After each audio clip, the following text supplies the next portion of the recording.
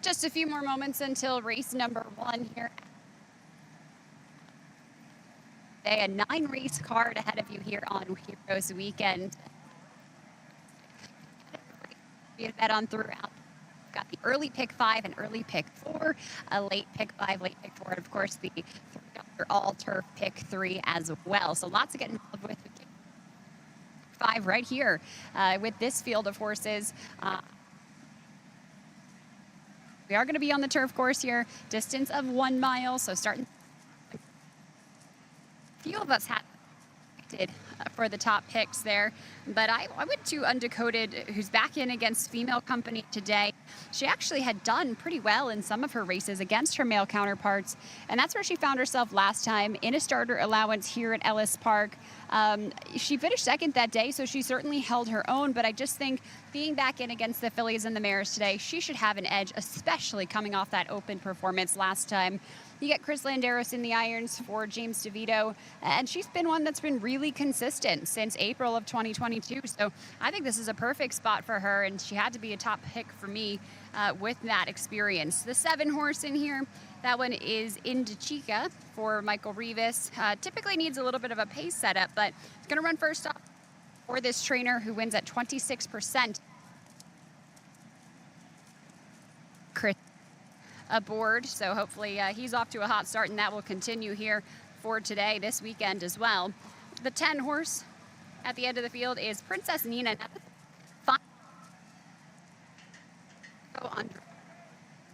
And this is a horse who's done very, very well so far this year. Had some trouble at Turfway Park. I think the fields might have been just a little salty there for this daughter of Verrazano. She was on the synthetic, which I don't think she minded. She does seem to have performances on the synthetic, but mostly I consider her a turf horse with her past performances. She's had 15 races, 5 wins, 5 seconds, and 1 third, all on the grass here. Turfway Park back at Belterra and Mountaineer. She's been able to get back to some winning form, including a race 3 back. She won by 24 3/4 lengths. Big performance for her to get the apprentice rider. Riders and horses are headed to for race number 1. Best of luck.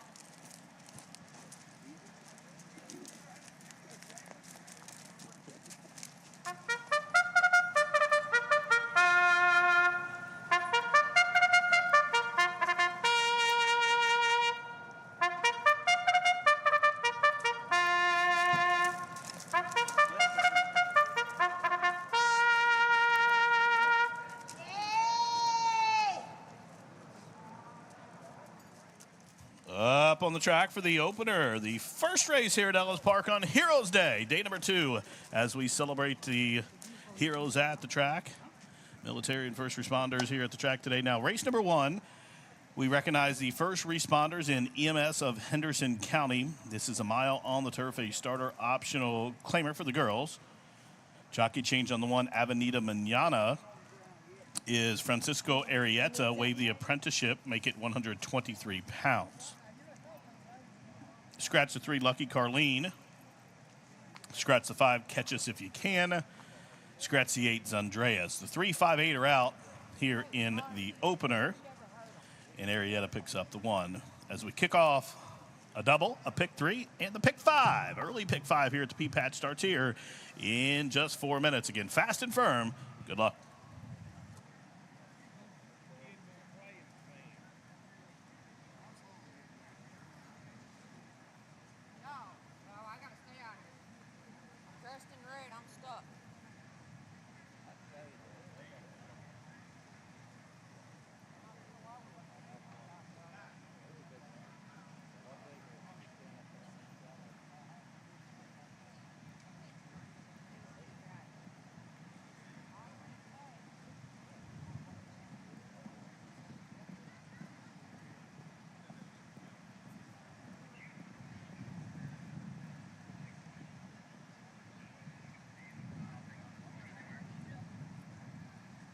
Yeah, we're trying to find the input right now. Stand by.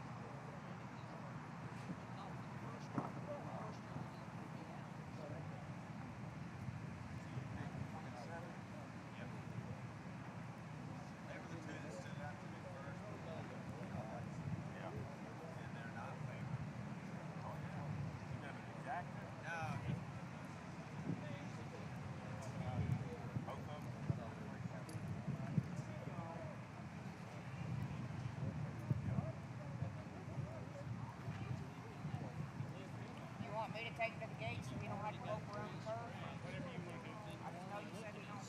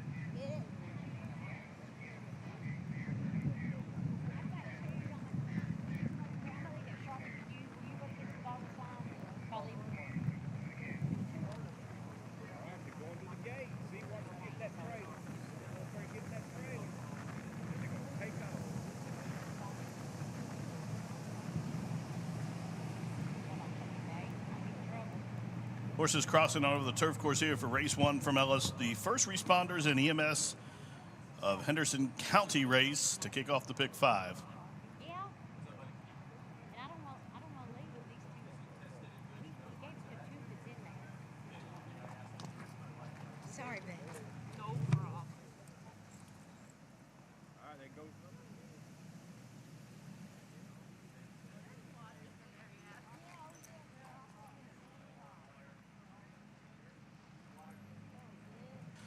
About 3 left to load here. Again, 2 pick 5s on this 9-race card. The first one starting here, even money on Princess Nina, who's coming up with the Bug Boy Canuto to the outside. Field of 7 at the post. And they are racing at Ellis. Shortly after the start, Soraya was put in tight, but Avenida Manana had a clean and uncontested break, and she has the lead on the fence onto the run the first turn. Avenida Manana shows the way with Arietta by 3 parts of a length. Up into second is Leroy. 2 lengths further back, Undecoded will track that duo from third. Down the inside is a turn up the backside now. Soraya is advanced up into the 4th position, and Dicia to the outside there, and at the back of the pack, Princess Nina is last of them all. 8 lengths from top to bottom, 5 furlongs to travel. The quarter was 23 and 4. Long shot leader shows the way up the P-Patch backside, just outside the half-mile stage. Avenida Manana shows the way. Her lead's just about 2.5 lengths as they head over to the half-mile pole, timed up in 47 and 2. They start to bunch up, and the leader has been collared as they head into the far turn, and we have a new leader, and that is Leroy. Undecoded right to her outside. These 2 match strides as Avenida Manana, she's going the wrong way, just got passed, in fact, by a host of horses, including Seaward, the daughter of Miz and Maz, cut loose to the far outside. 1 quarter to go, and 3 across the course. Here comes Seaward, up and after Leroy and Undecoded from the backfield. Princess Nina at 8-5, and it's kicked out way out wide for the drive, but here she comes with giant strides. Way out wide, Princess Nina on the wrong lead. Now she switches and is coming at him up the inside. Indecia's running a big one. And Indecia up the inside to win it. Princess Nina to the outside. Leroy was third. Running time 1:34 and 4.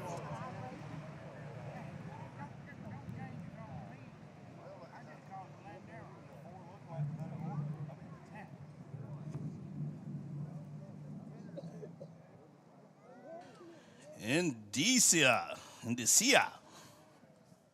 Up the inside, Chris Amy for Rivas.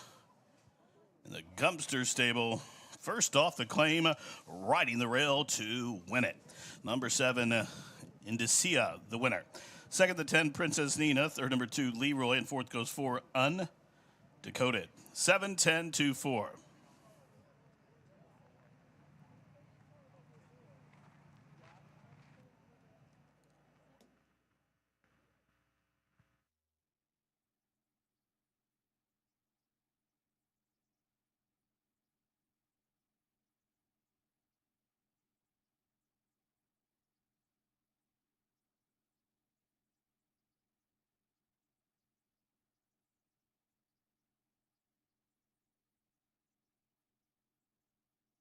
Once again, the judges posting the top 4 finishers, 7, 10, 2, 4. 7, 10, 2, 4.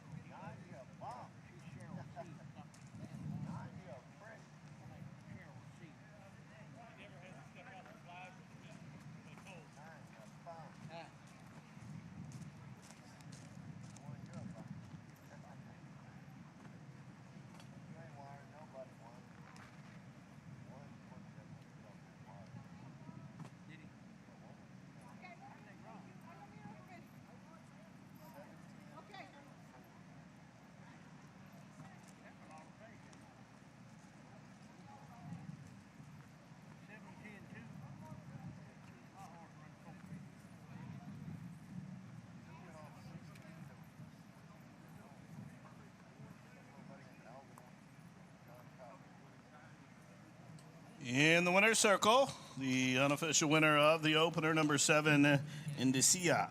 A 6-year-old chestnut mare by Skip Shot out of the Henry the Navigator mare named Nice to Regal. Winner's owned by Gumpster Stable and Mike Rivas, trained by Mike Rivas and Chris Amy. Up top as the winning jockey, the winner picks up the 5th lifetime victory, bred in Kentucky, up the inside to win it. Cover the mile on turf in 134 and 4.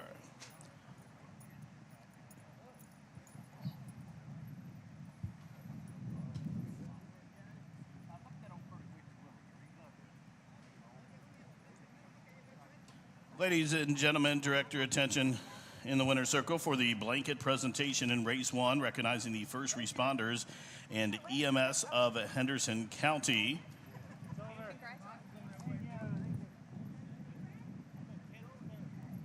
Again, I'd like to direct your attention for that blanket presentation there. As part of Heroes Weekend at the track, making the blanket presentation to the first responders and EMS of Henderson County, Kentucky State Representative Suzanne Miles, whose 7th district includes parts of Henderson County. Also assisting her, retired Army Colonel Dwight Williams and retired Army Lieutenant Colonel Gene Williams. Again, Army Colonel Dwight Williams and retired Army Lieutenant Colonel Gene Williams. Up next, race number 2 here at the track. Race number 2, the Henderson County Sheriff's Office race. A couple of scratches. Number 3, Missouri Gent is out. Number 5, Atomic Tone is out. Numbers 3 and 5 out. Be aware that the 7 Triple Chrome is a gelding now. This one is racing for the first start since being gelded.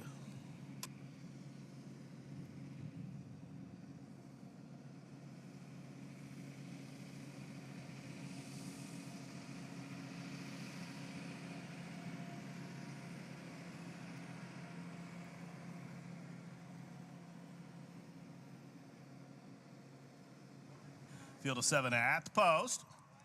And they are racing at Ellis. Shortly after the start, Soraya was put in tight, but Avenida Manana had a clean and uncontested break, and she has the lead on the fence onto the run the first turn. Avenida Manana shows the way with Arietta by 3 parts of a length. Up into second is Leroy. 2 lengths further back, Undecoded will track that duo from third. Down the inside as they turn up the backside now, Soraya is advanced up into the 4th position, and Decia to the outside there, and at the back of the pack, Princess Nina is last of them all. 8 lengths from top to bottom, 5 furlongs to travel. The quarter was 23 and 4.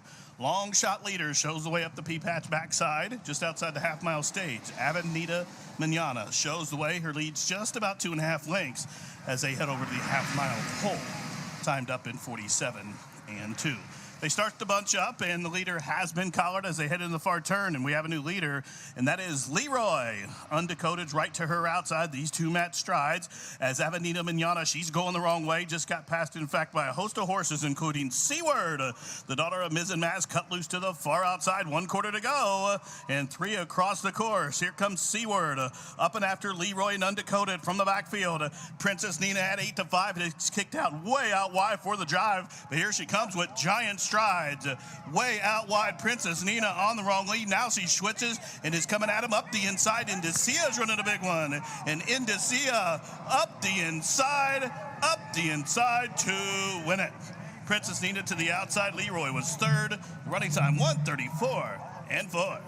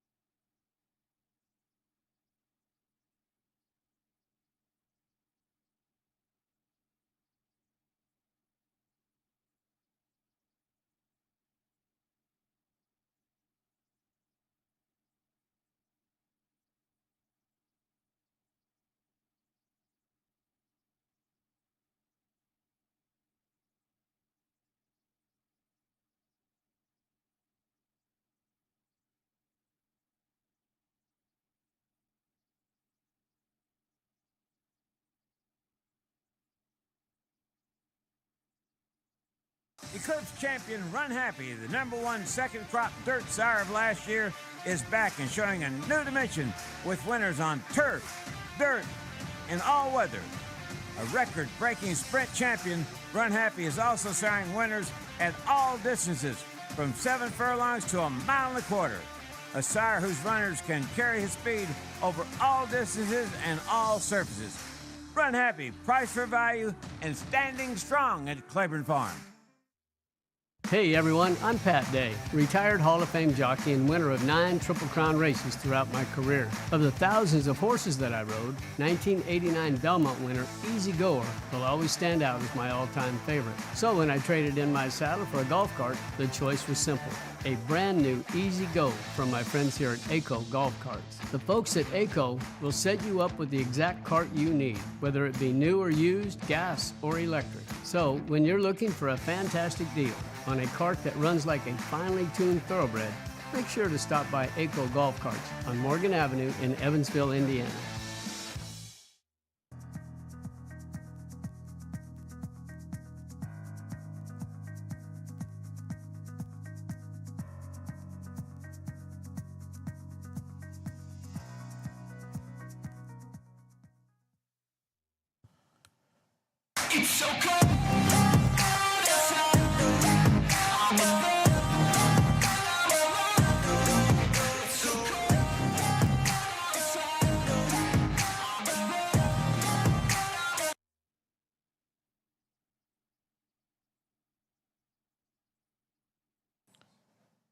Late jockey change being announced for the first time in this second race. Number 1, Cabana Time has a late change of jockey to Corey Lannery. Number 1, Cabana Time in here. Number 1, Cabana Time, late jockey Corey Lannery.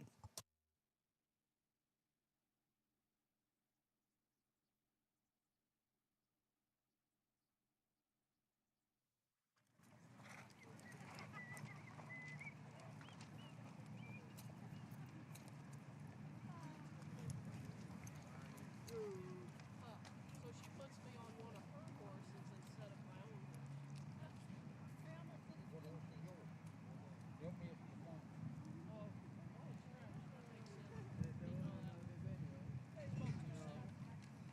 Wouldn't surprise me though. I'm talking about the last race. I bet he's a bad Anybody son. want to trade? Oh yeah?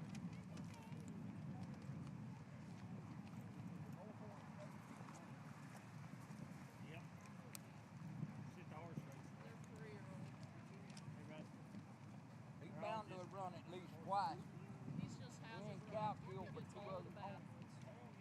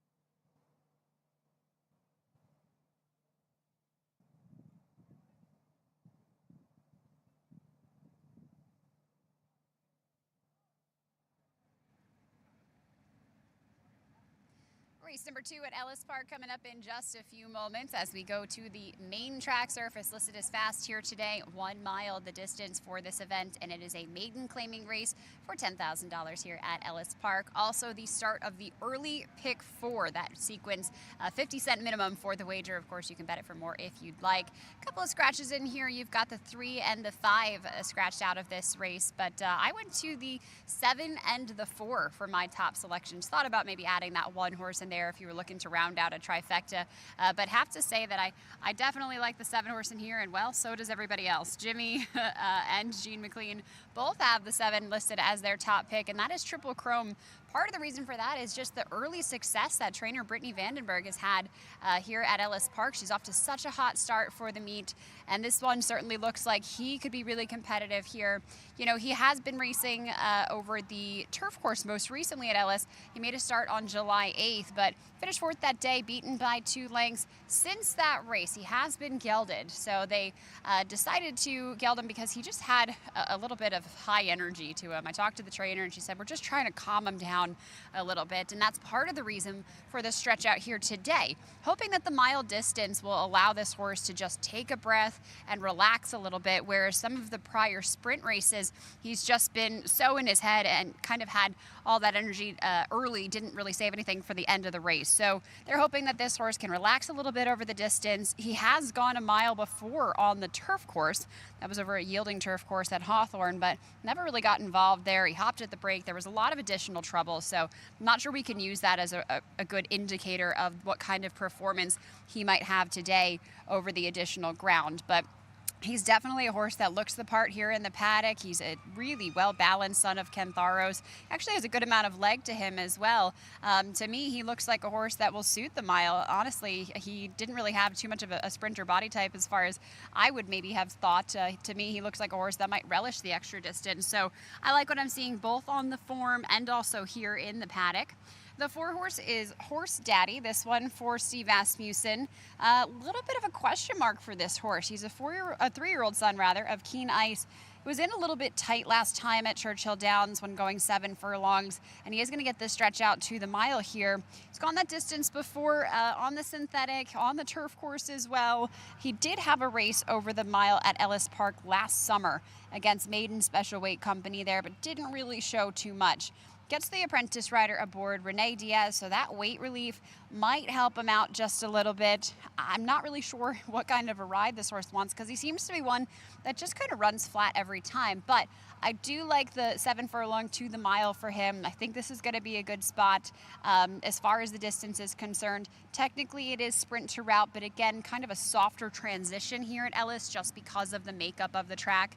You get that mile here that's kind of a 1.5 turn mile. So I think it's a little bit kinder to horses that are coming out of sprint races. Steve Asmussen, good across the board, especially here at Ellis Park, winning at 31% right now.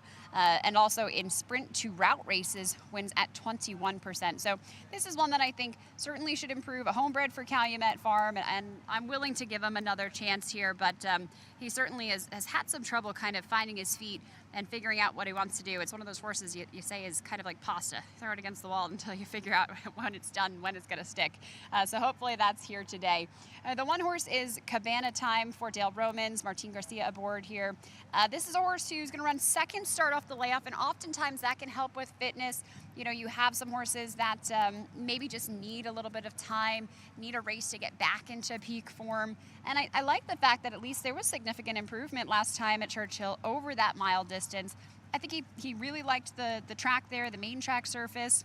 He does come into this race pretty fresh. He hasn't had a workout since that June 24th effort, so hopefully he got the fitness that he needed out of that. And walking in front of me right now, I'd say he's a pretty okay looking horse in the paddock. I do prefer kind of the racier look that you get from the 7 if I had to put him side to side, but certainly Dale Romans, a trainer that does well with horses across the board, and especially with horses making their second start off a layoff. He wins at 15%. The breeding for this colt, the dam was made multiple graded stakes place, including a 3rd in a grade 3 on turf at Aqueduct, and has been pretty productive as a broodmare as well, with a stakes winner already. So, maybe that pedigree form will help just a little bit for these horses. Still waiting for the riders to get a leg up here. A few others to consider. You have the 2-horse Flagstone, this one for Donnie von Hemmel, Francisco Arrieta aboard. Another horse that I think probably needed that last race. He really ran flat, showed a little bit in the beginning after a bumped break, and then finished 6th, beaten by 19 lengths. That was the same race that horse Daddy was in as well. So he's going to have to step it up, but he's going to get a little bit extra distance here today from the 7 furlongs to the mile. This one, a son of Neolithic, a gelding here for Donnie von Hemmel, who we've yet to see run a horse at the Ellis Park meet, the Centennial meet. And the 6 horse is Belle Aria, this one for Donald Parker, Chelsea Bailey aboard here. Going to pick this one up for the first time. Donald Parker claimed this horse out of a race at Churchill. Last out, a maiden claiming for 10,000, going 6.5 furlongs. They are going to get that extra distance, so stretch out to the 1 mile. 2 races back, I actually thought it was an okay effort for her. She, was able to put herself in the race in the beginning stages and then faded at the end, finished 4th, beaten by 8 lengths. But note, this is a filly in against the boys here, so that can certainly be tough for horses to do that against this kind of company, especially when you have some horses that are maybe just a little bit more experienced. But if she's able to show some early foot here, sometimes the female horses may mature just a little bit quicker. I typically think it's more so in 2-year-olds rather than 3-year-olds, but she's in here with a chance here. So if you are interested in a little bit of a longer shot, maybe that's the horse that you go to.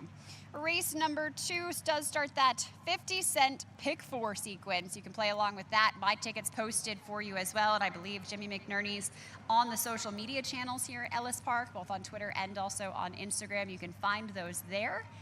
My pick 4 ticket, I think, on the screen for you right now if you are following along on the simulcast. Looks like the riders are getting a leg up here, and they are headed out to the track for the 2nd race of the day here on the Saturday card. Good luck.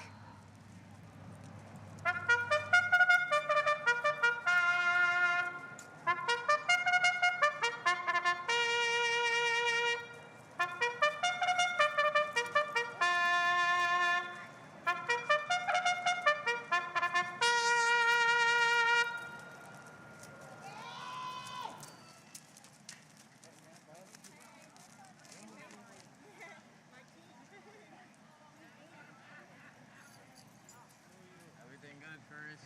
Back again, huh?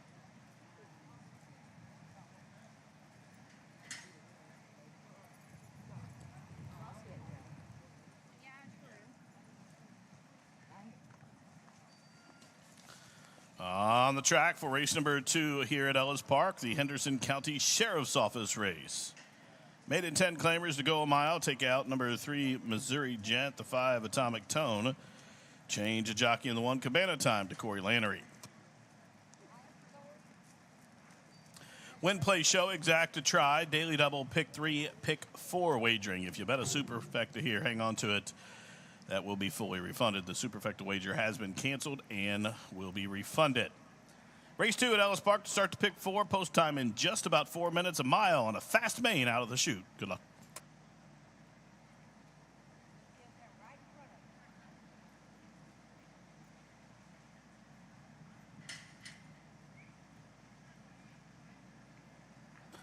Also, race fans, those of you just coming into the racetrack today, I'd like to remind you that today is day 2 of Heroes Weekend here at the track as we honor our veterans and first responders here at the track. Also, Humana Day at the track. Humana has a tent set up down near the paddock adjacent to the beer garden there.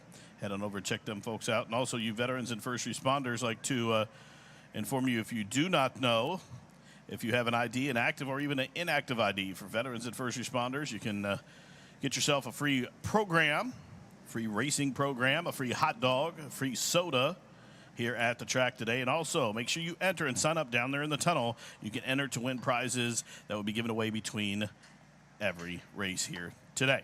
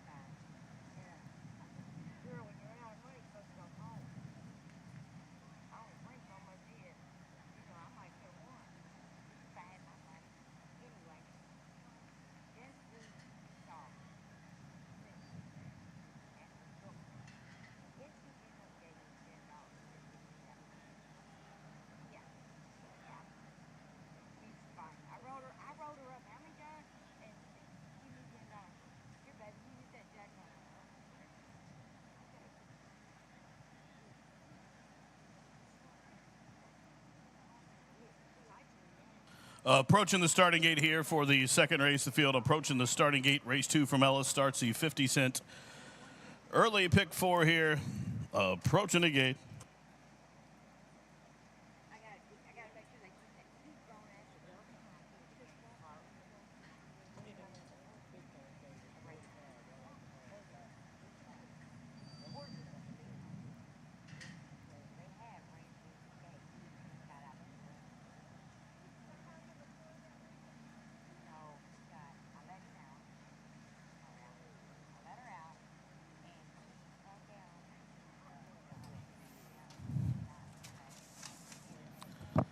And the horses have reached the starting gate. It is now post time. Loading in for the second race, the Henderson County Sheriff's Office race. Field of 5 to go. 1 mile out of the chute. Horse Daddy for Calumet coming up. Bell Area. First off the claim here for Don Parker. And Triple Chrome, who's underwent the utmost equipment change since his last start, the first time gelding coming up. Completes the load. They're at the post.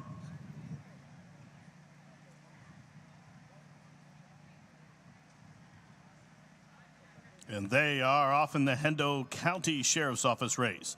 Field of 5, all off to a decent start from the inside. Cabana Time will get the first call. There goes up to the outside. Horse Daddy flashing speed in front between those two. Flagstone now finds his way up top. Flagstone shows the way a length and a half to Horse Daddy, who has deferred. Let him go there from second.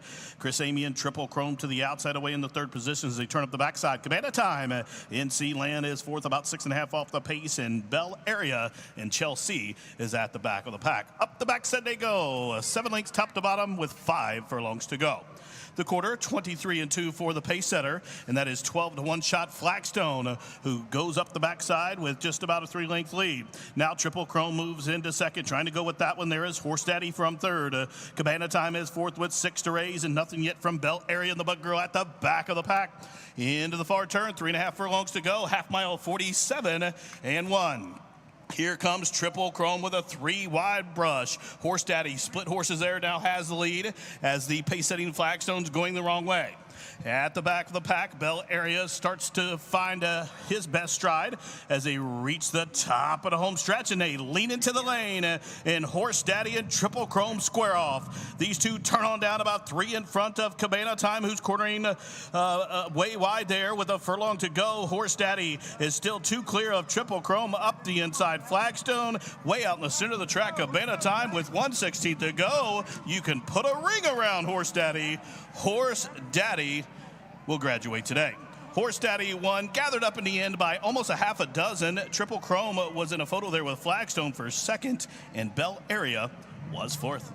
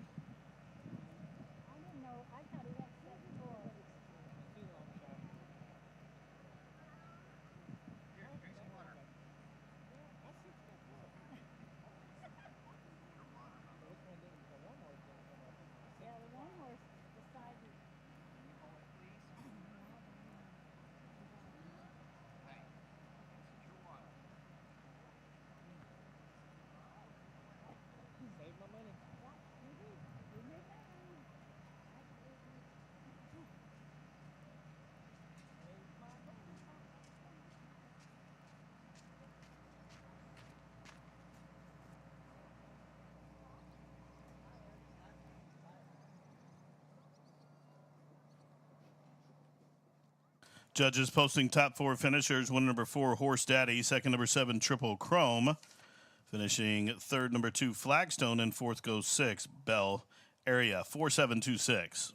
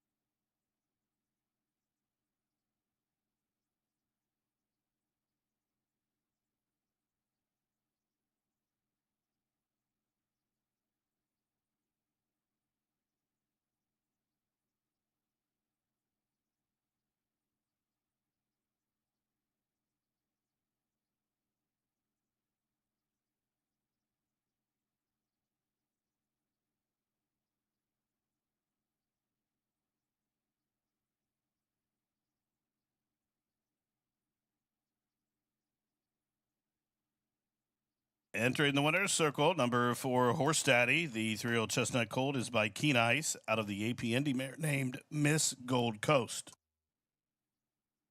The winner's owned by Brad Kelly's Calumet Farm, trained by the Hall of Famer Steve Asmussen, and ridden victory by the Bug Boy apprentice Rene Diaz. Horse Daddy breaks maiden here at start number 11. Bred in Kentucky and got the mile in 1:38.1.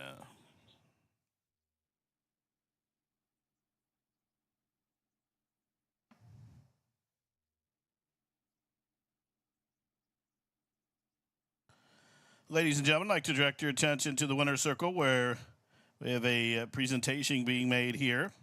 In race number 2, we welcome in Henderson County Judge Executive Brad Schneider, making the blanket presentation to the Henderson County Sheriff's Office. Again, Henderson County Judge Executive Brad Schneider making the presentation here for the second race as we welcome in Jeff Inman alongside and also winning jockey Rene Diaz.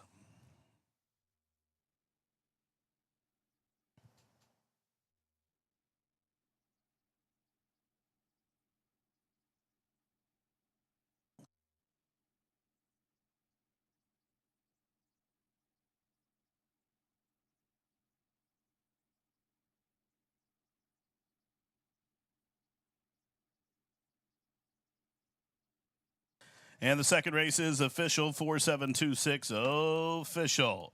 $6.56 to win on Horse Daddy, $3.02 for the place money, and $2.66 for the show dough. Exact to $12.01, 50-cent try, $28.89. The daily double, 7 and 4, $20.87. A dime super was refunded with those 2 scratches there. Number 4, Horse Daddy takes the pick 4 opening leg. Now we move on to race number 3, where we recognize the City of Henderson Police. It's an optional claim and allowance. We go back to the turf, a mile and 16th, firm turf rail set to 0. In the third race, number 1, Pistol has been scratched. Third race, number 1, Pistol is out. I do have a jockey change being announced for the first time, and you'll find it in the later on in the card here. If you'll turn your racing program to the 6th race, race number 6, we have a jockey change being announced for the first time in the 6th race on number 4, Red-Haired Colleen. The rider will now be Javier Padron Barcenas. Javier Padron, the new rider there. Race 3 up next in 21. Good luck.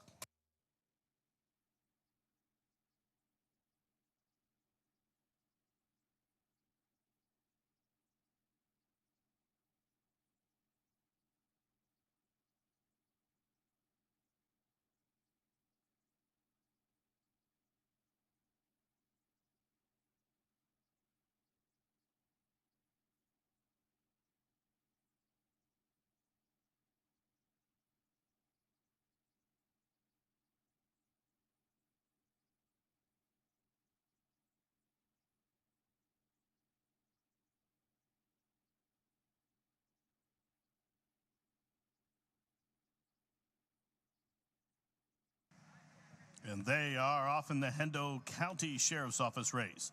Field of 5, all off to a decent start from the inside. Cabana Time will get the first call. There goes up to the outside. Horse Daddy flashing speed in front between those two. Flagstone now finds his way up top. Flagstone shows the way, a length and a half to Horse Daddy, who has deferred. Let him go there from second. Chris Amian Triple Chrome to the outside, away in the third position as they turn up the backside. Cabana Time in Land is fourth, about 6.5 off the pace in Bell Area, and Chelsea is at the back of the pack. Up the backside they go. 7 lengths top to bottom with 5 furlongs to go. The quarter, 23-2 for the pace setter, and that is 12-1 shot Flagstone, who goes up the backside with just about a 3-length lead. Now Triple Chrome moves into second, trying to go with that one. There is Horse Daddy from third. Cabana Time is fourth with 6 to raise, and nothing yet from Belt Area and the Bug Girl at the back of the pack. Into the far turn, 3.5 furlongs to go, half mile 47-1. Here comes Triple Chrome with a 3-wide brush. Horse Daddy, split horses there, now has the lead as the pace-setting Flagstone's going the wrong way. At the back of the pack, Bell Area starts to find his best stride as they reach the top of the home stretch, and they lean into the lane, and Horse Daddy and Triple Chrome square off. These two turn on down about 3 in front of Cabana Time, who's cornering way wide there with a furlong to go. Horse Daddy is still 2 clear of Triple Chrome up the inside flagstone. Way out in the center of the track, Cabana Time with 1/16 to go. You can put a ring around Horse Daddy. Horse Daddy will graduate today. Horse Daddy won, gathered up in the end by almost a half a dozen. Triple Chrome was in a photo there with Flagstone for second, and Bell Area was fourth.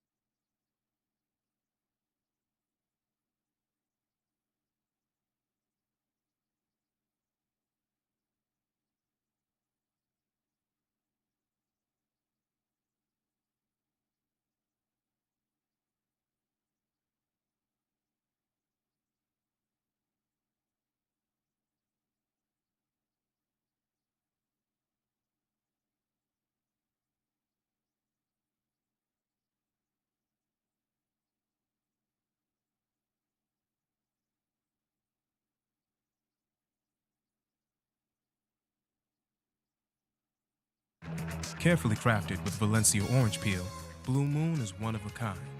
Something this unique could hang in a gallery, but it looks best in our signature glass.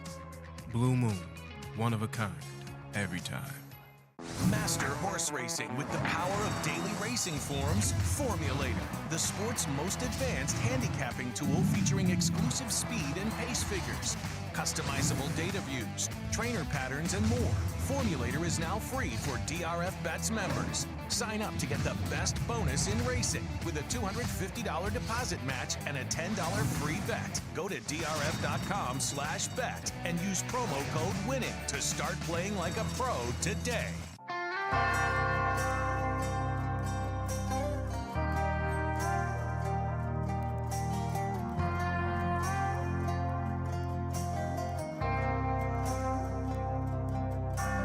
Eclipse champion Run Happy, the #1 second crop dirt sire of last year, is back and showing a new dimension with winners on turf, dirt, and all weather.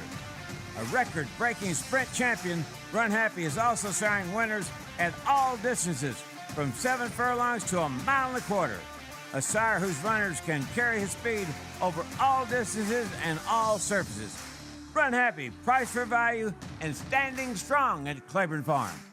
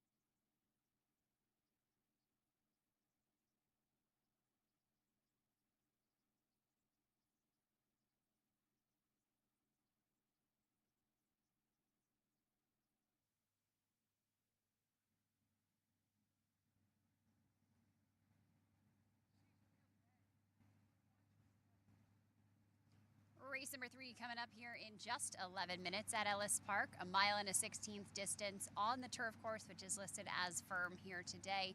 This one, allowance optional, claiming for $75,000, non-winners of 3 lifetime. Top selections for me, I went to the 3, 6, and the 4 for my top picks in here. And I have to say, I think the paddock does reflect that with those horses. Do note you have a scratch of the 1 in this particular spot, but all 3 of us on the 3 at 7 to 5 for our top selection, although I'm the only one with the 6 in there, so we'll see if I can be a little bit smart with these guys. But the 3 horses beside herself, to me it seemed like this might be the most logical single if you were playing along with the early pick 5 or early pick 4 sequence. If you saw my tickets, that's where I decided to save a little bit of money.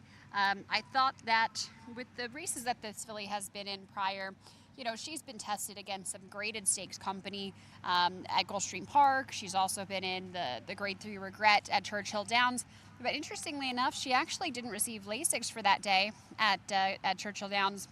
She gets it back here today. I think that's going to be an improvement for her. It's kind of been an every other pattern for this horse, and you can see that she's also kind of received Lasix every other time, so she does seem to run better on it. She gets it here today. She's a daughter of Uncle Mo, who has exhibited some speed before, but I like the fact that a couple of races back earlier on in her career, she actually took a breath, was able to sit off of it if she needed to. To me, she looks like just a really athletic type of a horse, a real scopy type of a horse in here. Certainly looks like she's going to suit this distance, and obviously that's been the case from the beginning. They started her off at a mile distance on the grass, and she looks like it. She's a bigger filly, you know, a leggier type, taller, and I certainly think that she looks like she's ready to go in here. Attitude-wise, she's perfectly fine, just walking around, taking in all her surroundings. She keeps those blinkers on, which she's had on for quite a few races. Trained by Todd Pletcher, obviously a Hall of Famer. He knows how to get horses prepared and gets the services of Corey Lannery here today. Now, the 6 horse is surprisingly, and I'm a little surprised that the guys didn't use this one. In fact, this 3-year-old daughter of Mastery, I thought was probably going to be pretty sharp after that race at Indiana over the grass.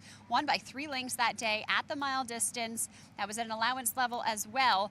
And since then has come back and put in 2 consecutive workouts at Churchill Downs. 3 furlongs and 36 flat, which was a great time for her. And then at Churchill Downs again on the 17th, 4 furlongs and 49 flat. To me, she looks like she's very athletic. She doesn't have an ounce of extra condition on her. She's a much lighter framed type of a filly. And it's interesting to see that, you know, she was athletic, precocious enough to win on debut at Monmouth Park, going 5.5 furlongs. Then she had a race, the stakes race at Belmont, over the distance of a mile, didn't receive Lasix for that day, had a squeeze start, was bumped in the race, all kinds of trouble. They gave her some time off after that, and she returned to Indiana to have that nice win last time out. Now, she's trained by Shug McGahee in here, Vincent, Chaminade, the jockey, who's already off to a hot start with just limited mounts here at Ellis Park. And I like the fact that this filly can sit off the pace a little bit if there is some speed up front. I think she's going to be one to just take a breath, stay right behind him, and be able to save enough late. So I really like the 6 in here, and an 8-1 in the morning line was certainly too much value for me to pass up. Now, the 4 horse is Princess Pauline, trained by Steve Asmussen. Ryan Hernandez Jr. aboard for the ride. This filly is by Curlin, and her mother is Queen Pauline, who actually won the 2015 Grade 2 Black-Eyed Susan at Pimlico, kind of the Oaks race for the Preakness for the girls. But they seem to think highly of this filly. You know, she's just put it together recently since moving on to the grass. They tried her going long. Obviously, she had that kind of classic distance dirt in her pedigree with Curlin on the top and Keen Pauline on the bottom side, but she's shown an affinity for the lawn since moving her over to the grass at Lone Star Park. 3 races back, she's had 2 wins in fact, and then a very close second last time out by half a length. So she's one that seems like she's found her footing there and can probably get a better hold of that. She comes out of that race, that was on July 2nd, with a workout at Lone Star, 4 furlongs in 52-1, a pretty pedantic time. But I think this is a horse that they just feel like after those races, after the wins that she's had, is probably fit enough and is sitting on a big performance, so didn't need to do too much to prepare for this particular race. It looks like the riders are getting a leg up and horses are headed out to the racetrack for race number 3. Again, my top selections, 3, 6, and 4 in this spot. Best of luck.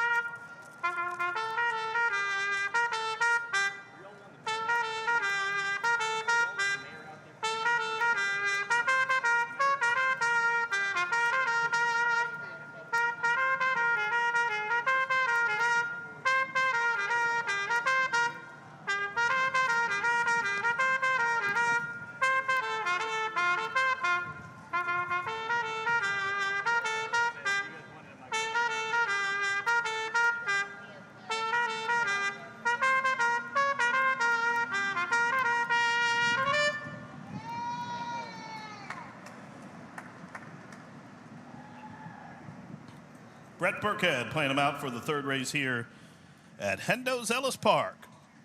Race number 3, we will recognize the City of Henderson Police. This is optional claimant allowance to go a mile and 16th on a firm turf. Down to a field of 6 after the scratch of the 1 pistol. Win, play, show, exact to try, super daily double. It starts another rolling pick 3. Post time for the third race from Ellis in just 4 minutes.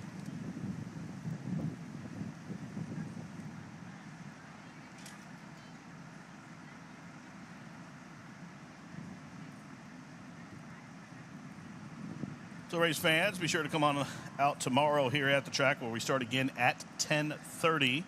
9 races on the card. Of course, we have the Jeff Hall Memorial Stakes tomorrow here at the track, recognizing a wonderful man who did a lot for all of us here at the track. And also, in addition to that wonderful race card, we will have the Run Happy Dollar Days at the track. Tomorrow, $1 hot dogs, $1 popcorn, and just $2 beers here at the track on Sundays. Run Happy Dollar Days at Ellis Park.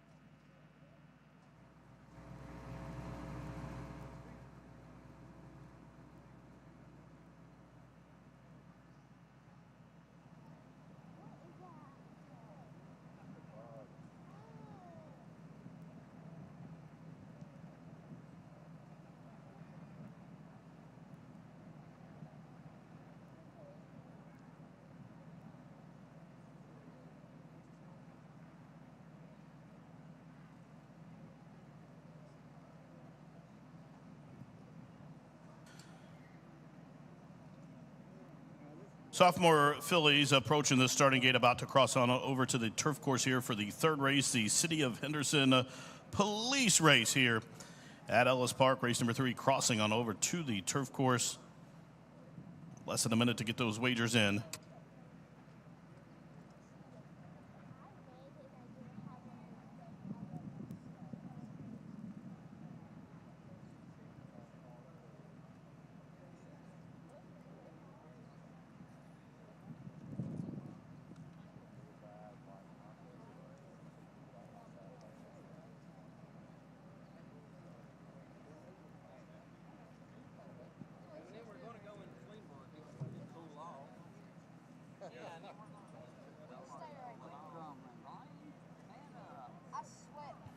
Loading in here for race number 3, 3 to 5 on Beside Herself.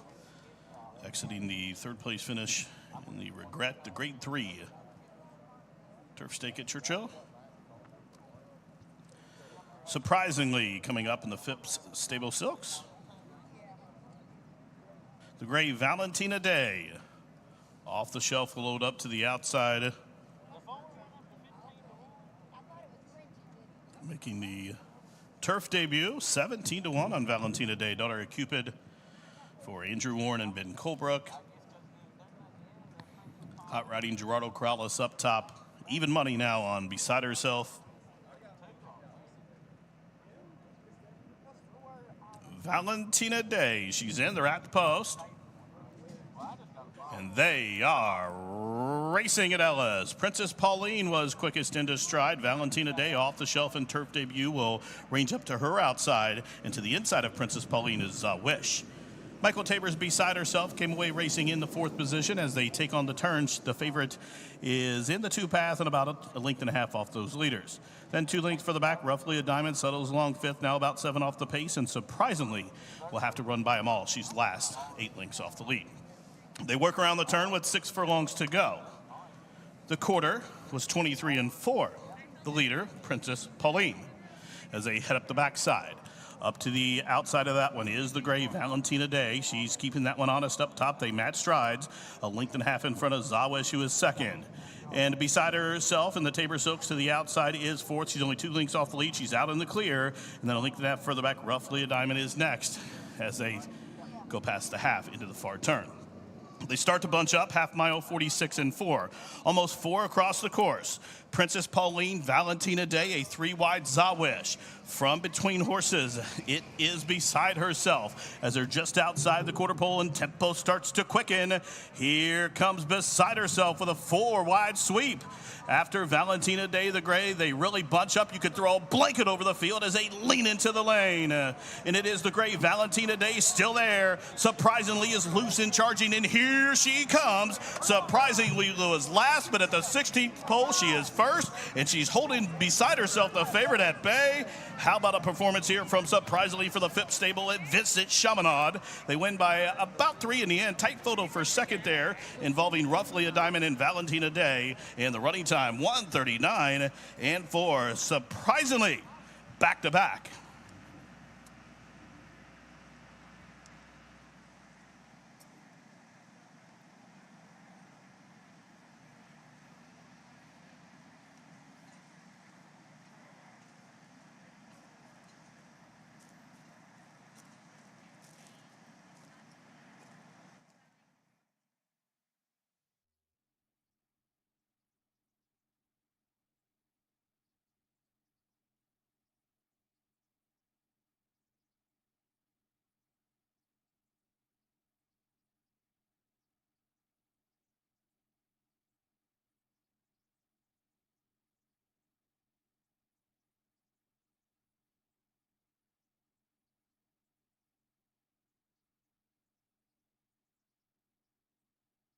Judges posting number 6, surprisingly, as the race winner. She went off at 2 to 1 odds, posted as your unofficial winner. There's a photo for second, 6 and a photo.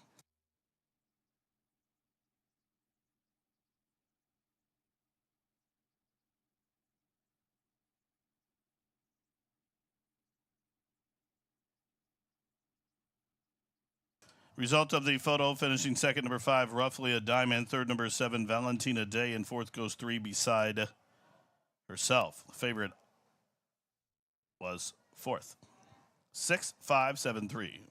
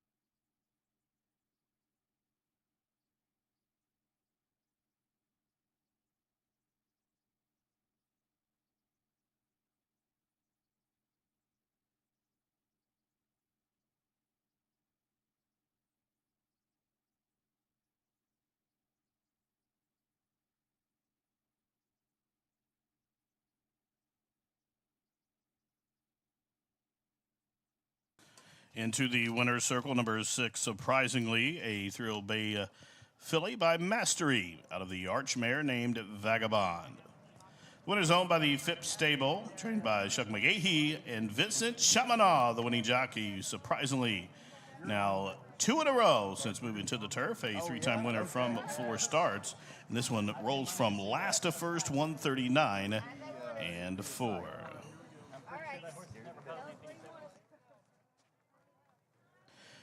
Ladies and gentlemen, at this time, I'd like to direct your attention to the winner's circle, where we welcome in a large group into the winner's circle here. And also Henderson Mayor Steve Austin in the house helping make this blanket presentation here. In addition, the employees of Ellis Park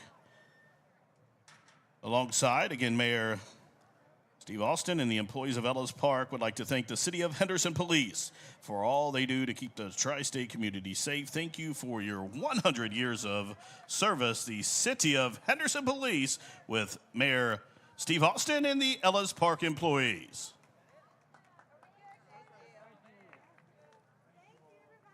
You're welcome.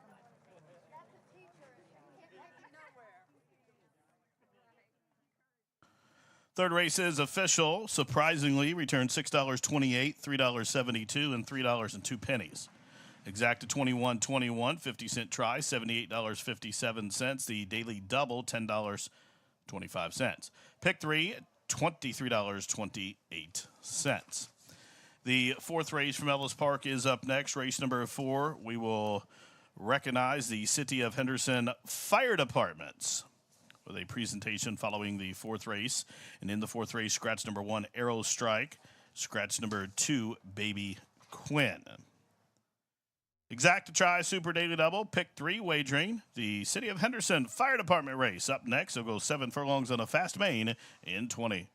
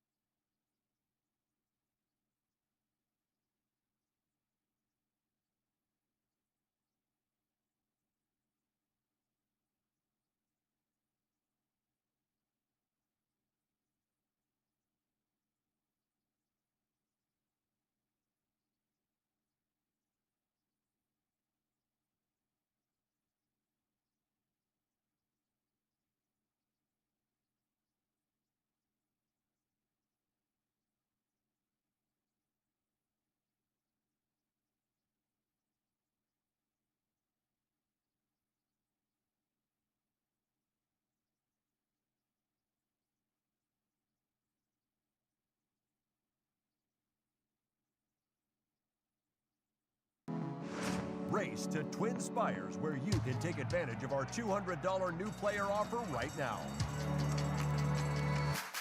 Register with code GET200 to start earning your bonus of up to $200 with Twin Spires, where you can watch and bet on the best racing from across the globe. Plus, you can check out our expert picks and weekly promotions. Fast and secure online betting with Twin Spires. Download the app and bet now.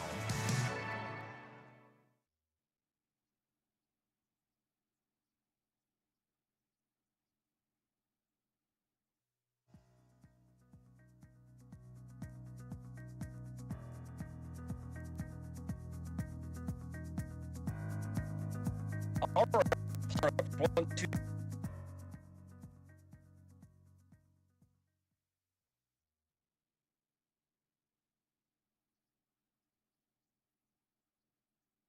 Eclipse champion Run Happy, the #1 second crop dirt sire of last year, is back and showing a new dimension with winners on turf, dirt, and all weather. A record-breaking sprint champion, Run Happy is also showing winners at all distances, from 7 furlongs to 1.25 miles. A sire whose runners can carry his speed over all distances and all surfaces. Run Happy, price for value, and standing strong at Claiborne Farm.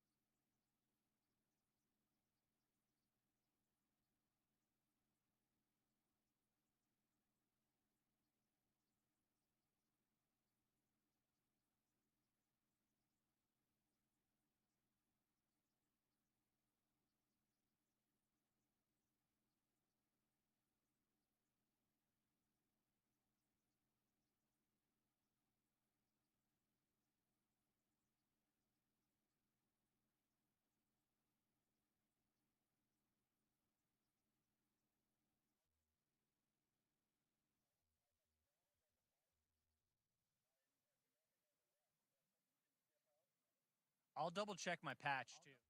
I'll double check my patch too. I'll double check my patch too.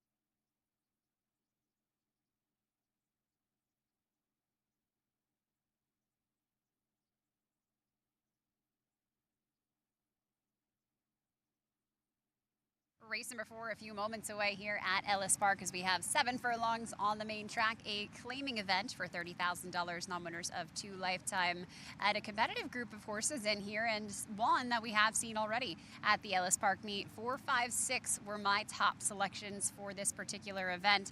I'll talk about the 4 horse first. That's Path to Success. Now this is a horse who has raced at Ellis before this meet. He raced on July 9th and in fact was much improved last out at Ellis Park. It seemed like he kind of woke up a little bit. I don't know if that was just a matter of getting to the main track. The surface switched for him as the races were rained off the grass that day, but he was able to show some speed that we really hadn't seen from him in quite some time. Chris Amy seemed to get along with this horse extremely well, and today he's going to get just a little bit less distance going to the 7 furlongs, but I certainly think this is a horse that can handle that type of a race. Going from route to sprint, the barn wins at 14%. But again, I just like the fact that we kind of saw this horse, the light bulb come on for him as he had a couple of off races on the turf course at Hawthorne, over the yielding turf course, Firm, and also over the sloppy racetrack as well. So it seems like conditions are ideal for this horse here today. Now, another horse we've seen this meet already is Bonus Appreciation for Steve Asmussen. This is one that I thought last time had a really good look to him. He's a stout type of a horse, really well muscled as well. He's a Klimt, Colt, son of Klimt. Last time out, he was a really bad actor in the paddock when they were saddling. He reared up in the paddock, and he just didn't want any part of it.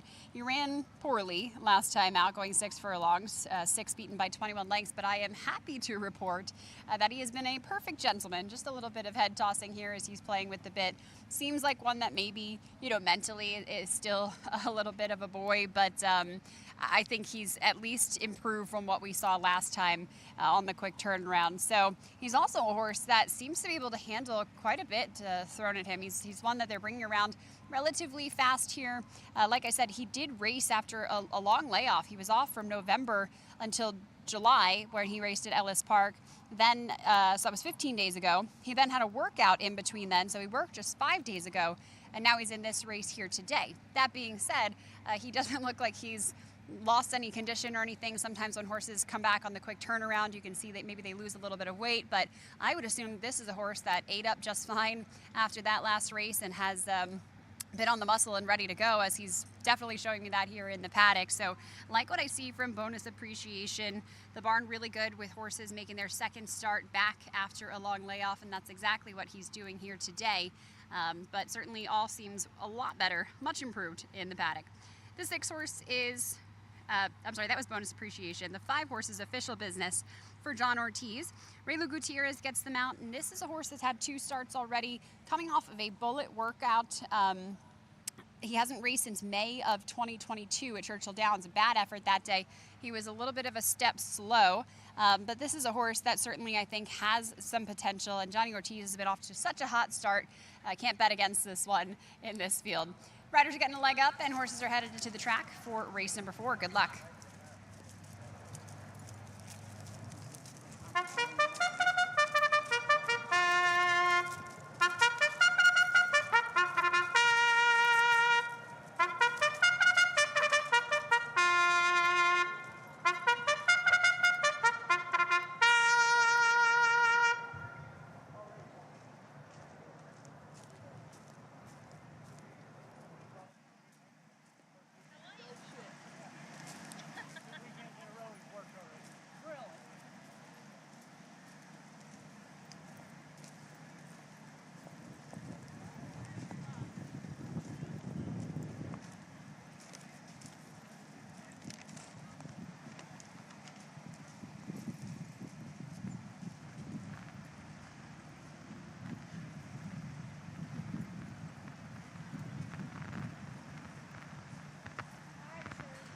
On the track for the 4th race, the City of Henderson Fire Department race, scratch number 1, Arrow Strike. Take out the 2, Baby Quinn.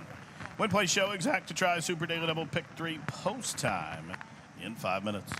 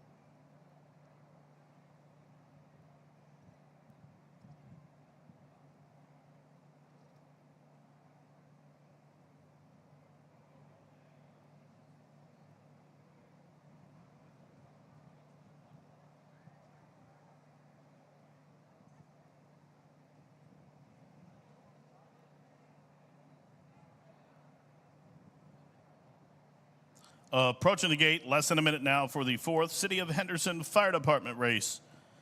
The horses in the chute approaching the gate for this 7-furlong start, less than a minute.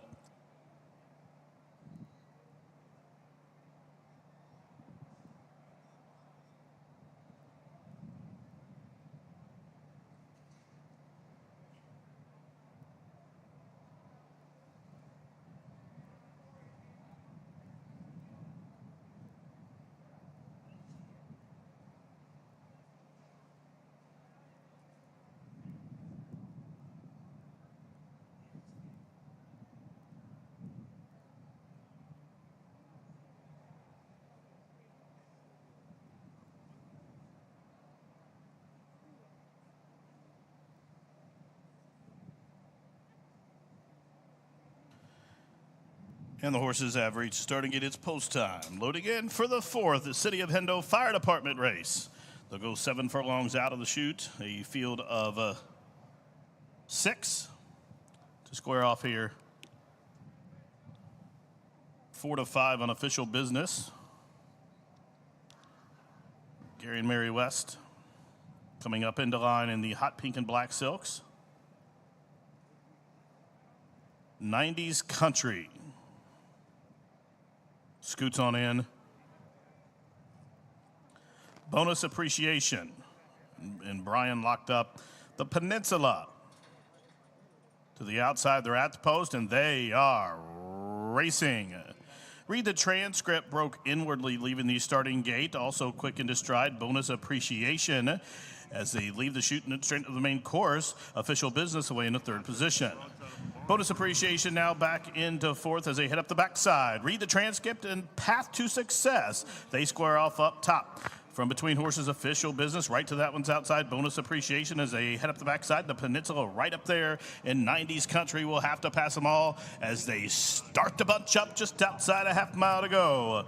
Read the transcript, shows the way to the outside, Path to Success. The 2 Illinois Invaders, they square off about a length and a half in front of Official Business, who comes on through to be 3rd. The Peninsula parked out wide up the inside, 90s Country, and now Bonus Appreciation from last is starting to be squeezed on by Brian and starting to roll with 5/16 to go. Half mile, 45 and 1. Here comes the Peninsula with a big sweep up to the outside of Path to Success as they race towards the top of the home stretch and they lean into the lane. 3 across the course from the inside as they turn on down for the money. Path to Success in the middle of the Peninsula, and down the center, Bonus Appreciation from last is sweeping up after the lead with the 16th to go. Bonus Appreciation for the Robinson family is going away here. Bonus Appreciation at 5-1 wins by a length. Tight photo for second head bobber between the Peninsula and Path to Success, but Bonus Appreciation from last to first.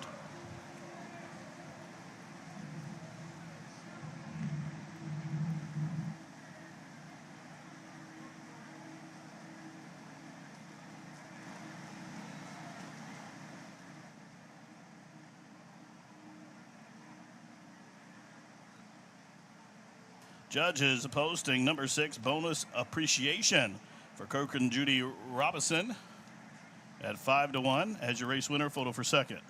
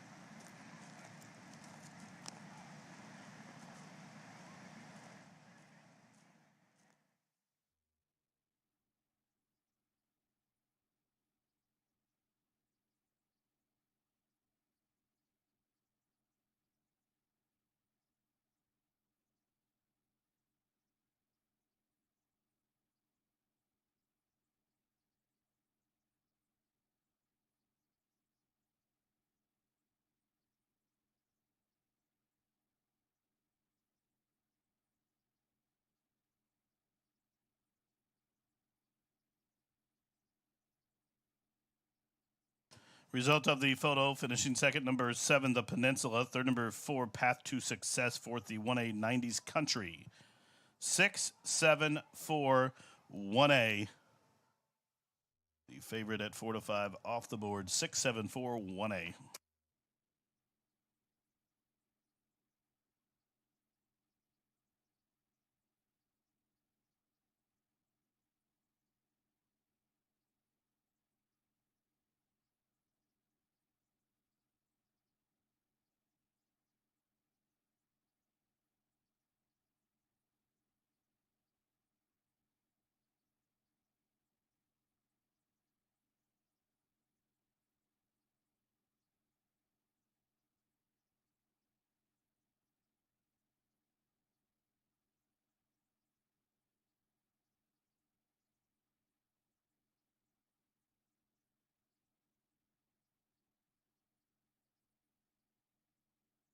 Into the winner's circle, well handled by Brian. Here's number 6, Bonus Appreciation, who runs by them all to win. A 3-0 big colt by Kilpt out of the Giants Causeway mare named Lady Juliet. The winner's owned by Kirk and Judy Robinson. Steve Asmussen, the winning trainer, and Brian Hernandez Jr., the winning jockey. Bonus Appreciation, now a 2-time winner. The Kentucky bred, last to first, 123 and 1.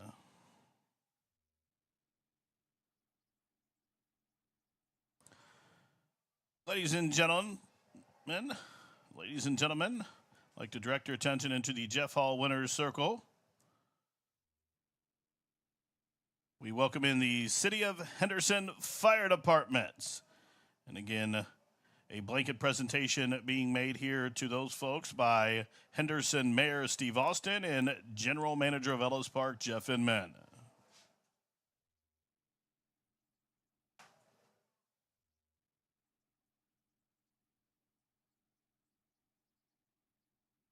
Race 4 official, the winner $13.62, $6 4 in the middle, and $3.60 to show. $1 try was $308.93. The 50-cent variety, $154.47. Exacta, $84.05. The daily double was a pair of sixes, $34.43. And the pick 3, 4, 6, 6 was $76.15. Dime Super, $69.16. Up next, the fifth event, race number 5. Several wagering options in race 5. In race number 5, I'd like to remind you that it is the Kentucky State Police race. We'll honor those folks with a presentation after the race. It is a mile and 16th on the turf. In addition to the normal win, play, show, exacta, try, super, double, and pick 3 wagering, race 5 is offering a 50-cent late pick 5 and the $3 all-turf pick 3. Again, please note there is a normal pick 3 here on races 5, 6, 7, but also the $3 all-turf pick 3. Just call that when you go to the teller. And then those of you betting online, of course, that is a separate named track. It'll be the Ellis Park $3 all-turf pick 3 for races 5, 7, and 9. Race number 5 is in 19 minutes. Good luck.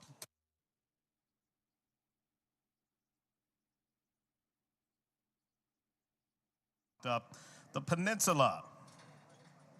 To the outside, they're at the post, and they are racing. Read the transcript, broke inwardly, leaving the starting gate. Also quick into stride, Bonus Appreciation as they leave the chute and straight of the main course. Official Business away in the 3rd position. Bonus Appreciation now back into 4th as they head up the backside. Read the transcript and Path to Success. They square off up top. From between horses, Official Business, right to that one's outside. Bonus Appreciation as they head up the backside. The Peninsula right up there in 90s Country will have to pass them all as they start to bunch up just outside a half mile to go. Read the transcript, shows the way to the outside, Path to Success. The 2 Illinois Invaders, they square off about a length and a half in front of Official Business, who comes on through to be 3rd. The Peninsula parked out wide up the inside, 90s Country, and now Bonus Appreciation from last is starting to be squeezed on by Brian and starting to roll with 5/16 to go. Half mile, 45 and 1. Here comes the Peninsula with a big sweep up to the outside of Path to Success as they race towards the top of the home stretch and they lean into the lane. Three across the course from the inside as they turn on down for the money. Path to success in the middle of the peninsula and down the center. Bonus appreciation from last is sweeping up after the lead with the 16th to go. Bonus appreciation for the Robinson family is going away here. Bonus appreciation at 5-1 wins by a length. Tight photo for second head bobber between the peninsula and Path to Success, but bonus appreciation from last to first.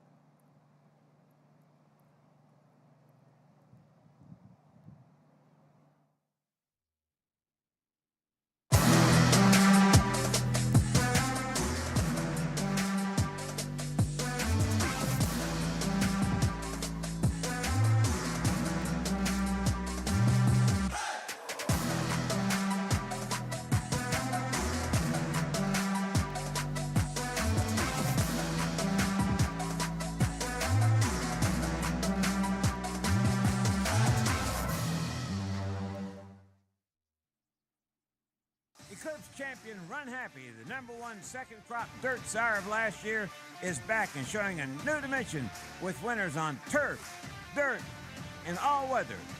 A record-breaking sprint champion, Run Happy is also showing winners at all distances from 7 furlongs to 1.25 miles. A sire whose runners can carry his speed over all distances and all surfaces. Run Happy, price for value, and standing strong at Claiborne Farm. Henderson captures what's inside you. Nature and history are its backdrop. Always familiar, but never the same. So, what's your nature?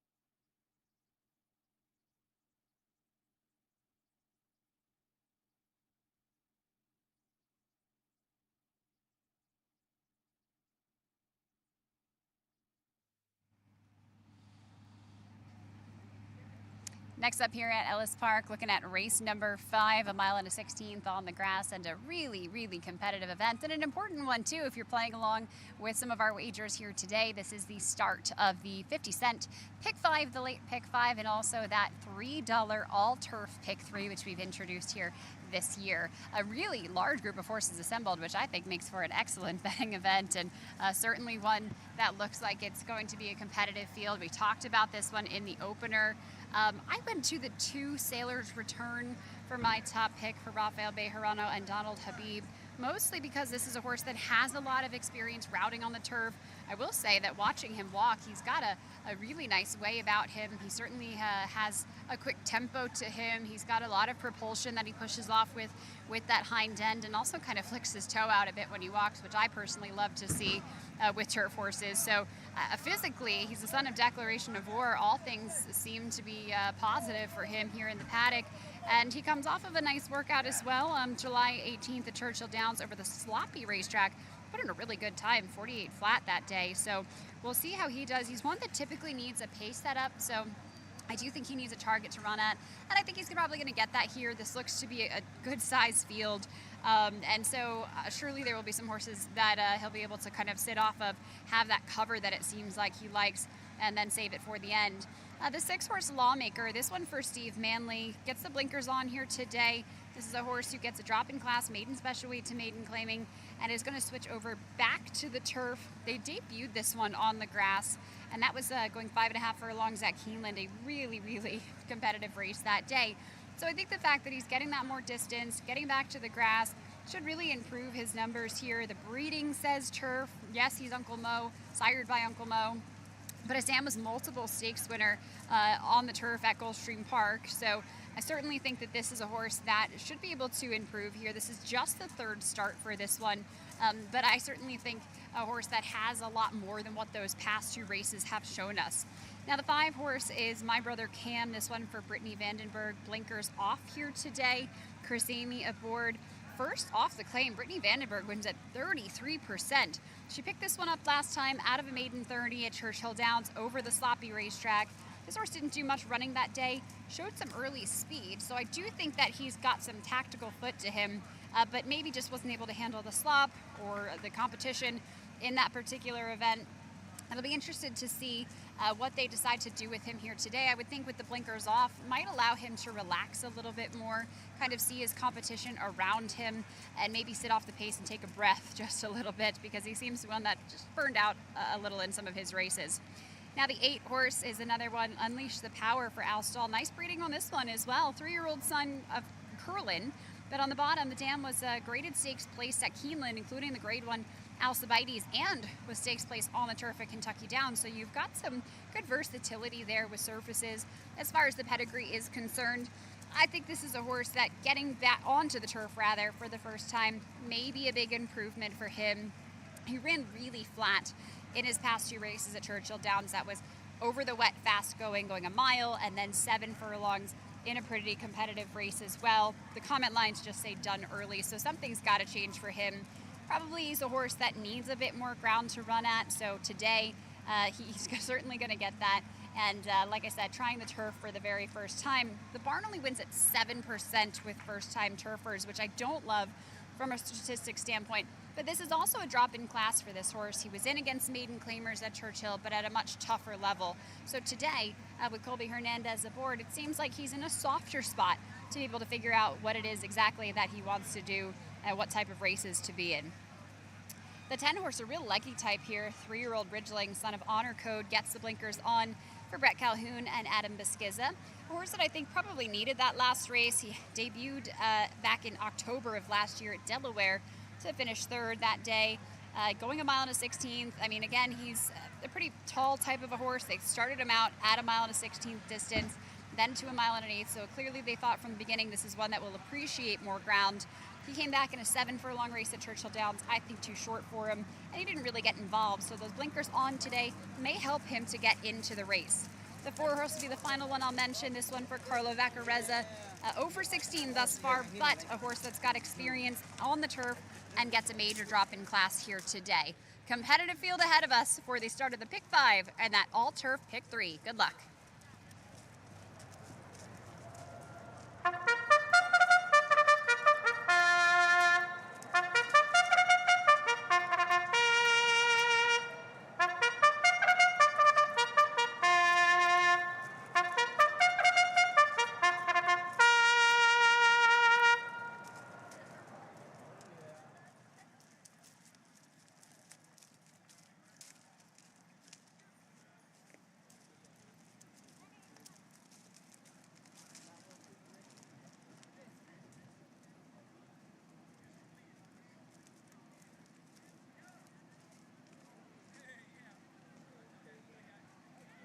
the field on the track for the starting leg of the all-turf pick 3 and also the late pick 5 here at Ellis. Race 5, named for the Kentucky State Police. In this 5th race, a field of 11 to roll. Win, play, show, exacta, try, super daily double starts a normal pick 3 on races 5, 6, 7. Starts the $3 all-turf pick 3 on races 5, 7, and 9. And starts the 50 cents late pick 5. These are maiden claimers. $50,000 the claiming price. They'll go a mile and 16th on a firm turf. The turf rail set to 0. Post time in just about 4 minutes.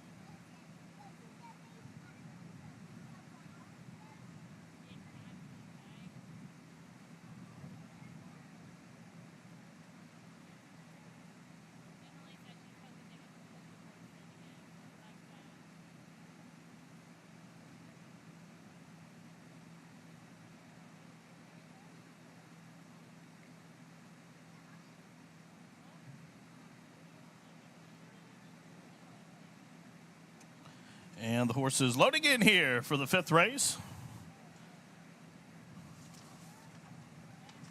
Kentucky State Police race.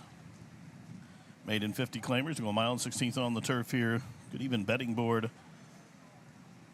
Slight favoritism right now, just shifted from Sailor's return to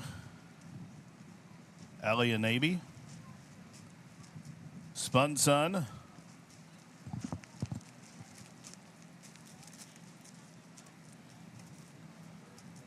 Mr. Boldacious. On turf debut going in 7-1 for Danny Brown and Smith from the Calhoun barn.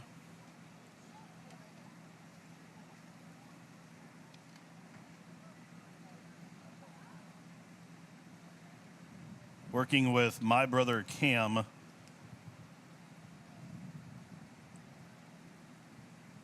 brother Cam now in. Lawmaker will come up next for World Traveler Steve Manley.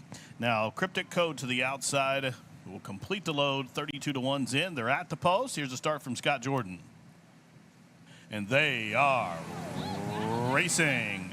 Alia Navy broke inwardly leaving the starting gate, but it was a clean and fast beginning for my brother Cam. Also, Lawmaker will chase that one up top early to the outside is Cryptic Code, and now Strings is trying to cross and clear onto the run to the first turn. Up top, it is my brother Cam and Chris Amy trying to dole out the fractions here. Lawmaker is second. Alia Navy down towards the inside, racing third, just about a length and a half off the lead.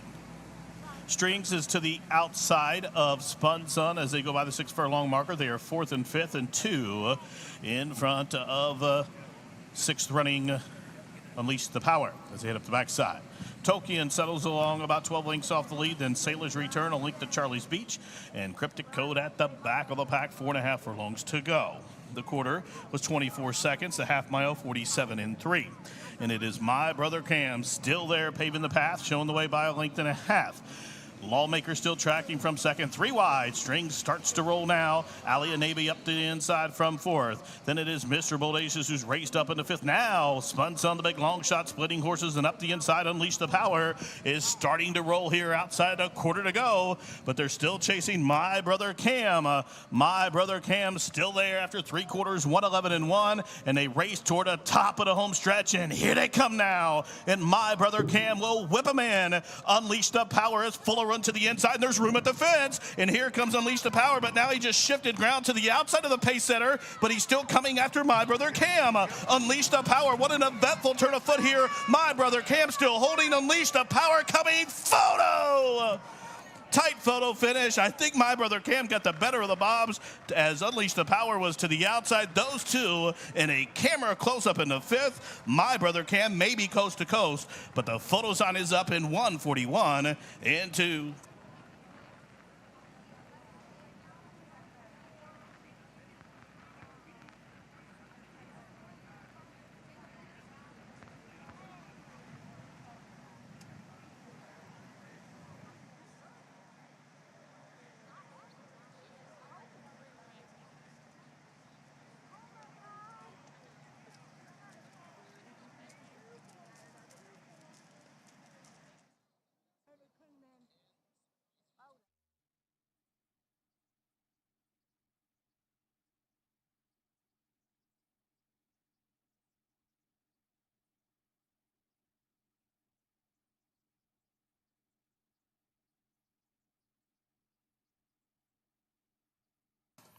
Tight photo finish in the fifth.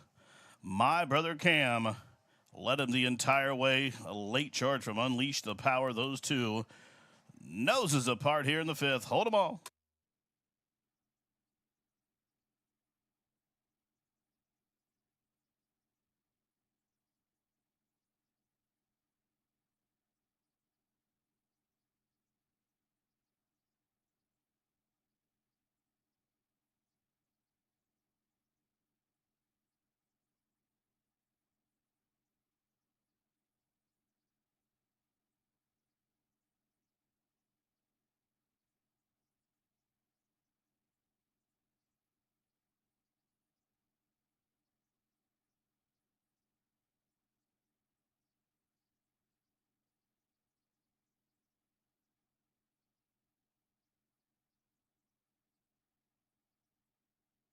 Again, tight photo finish. It could have gone either way. My Brother Cam to the inside, Unleash the Power to the outside. Noses right up and down on the wire. Hold them all.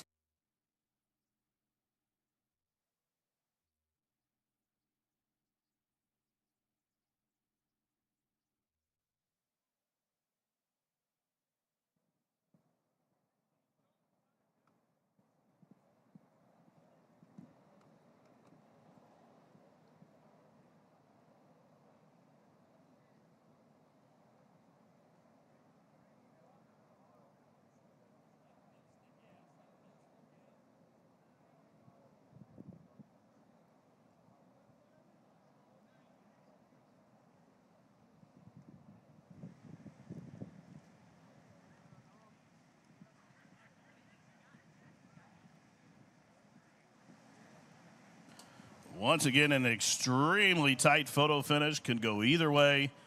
My Brother Cam, the pace setter, was to the inside, to the outside. Unleash the Power. Very tight photo here. Stand by.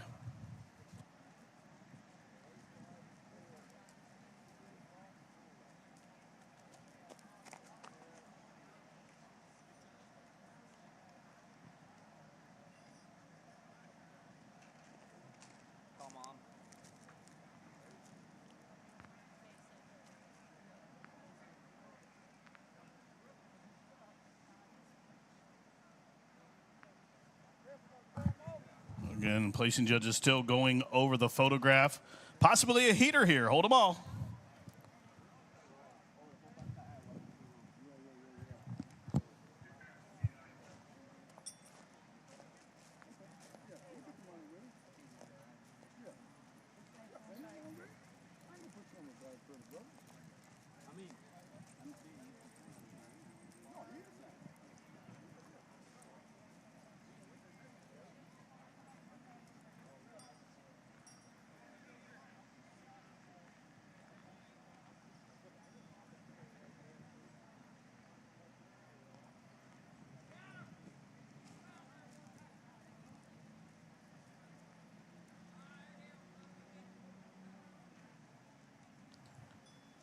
Upon review of the photograph, the trio of placing judges have determined that finishing first was both the 5 and the 8. Could not split them. The race ended in a dead heat for the win.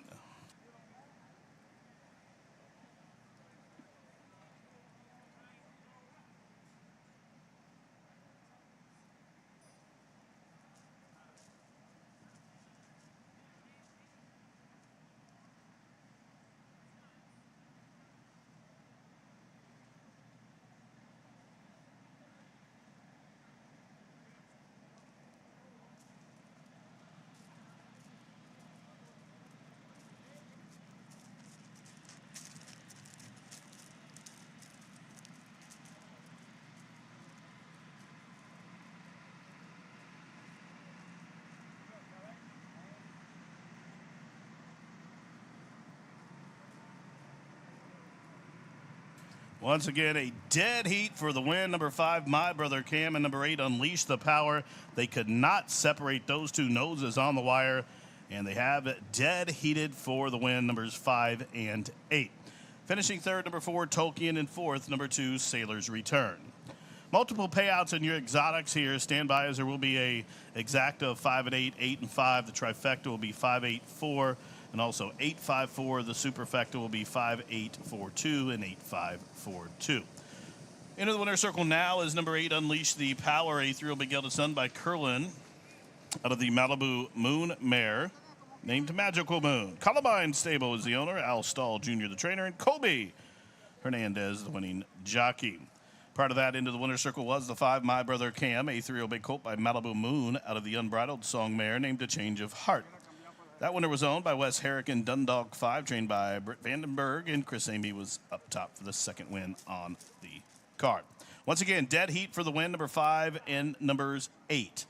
Both at the wire together, a dead heat for the win. At this time, I'd like to direct your attention into the winner's circle as we recognize the Kentucky State Police making a blanket presentation here for race number 5 at the track. In race number 5, the Ellis Park employees making the blanket presentation to the Kentucky State Police. Again, a group of Ellis Park employees who'd like to thank our men and women in blue for their honorable service to our community. Thank you to the Kentucky State Police from all of us here at P-Patch.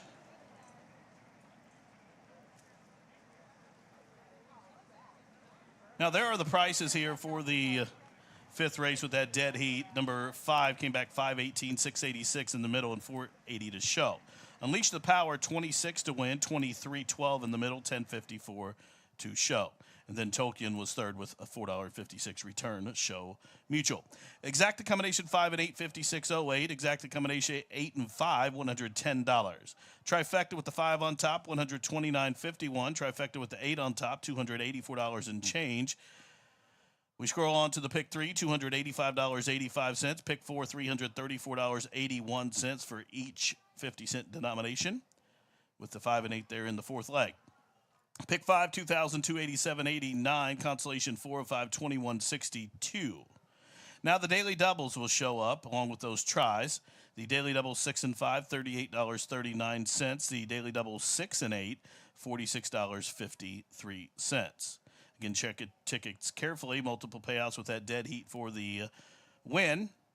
Now we go to the superfectas with the 5 on top. That was $73.36. The superfecta with the 8 on top, $158.47.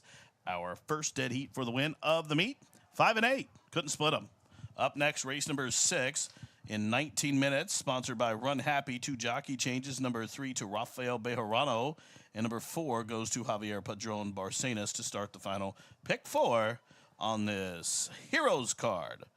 The day 2 of the Heroes weekend here, sponsored by Humana. Again, Humana has that tent, that green tent down there, adjacent to the paddock and the paddock bar as well. 6th race starts late, pick 4, 19. Get them in.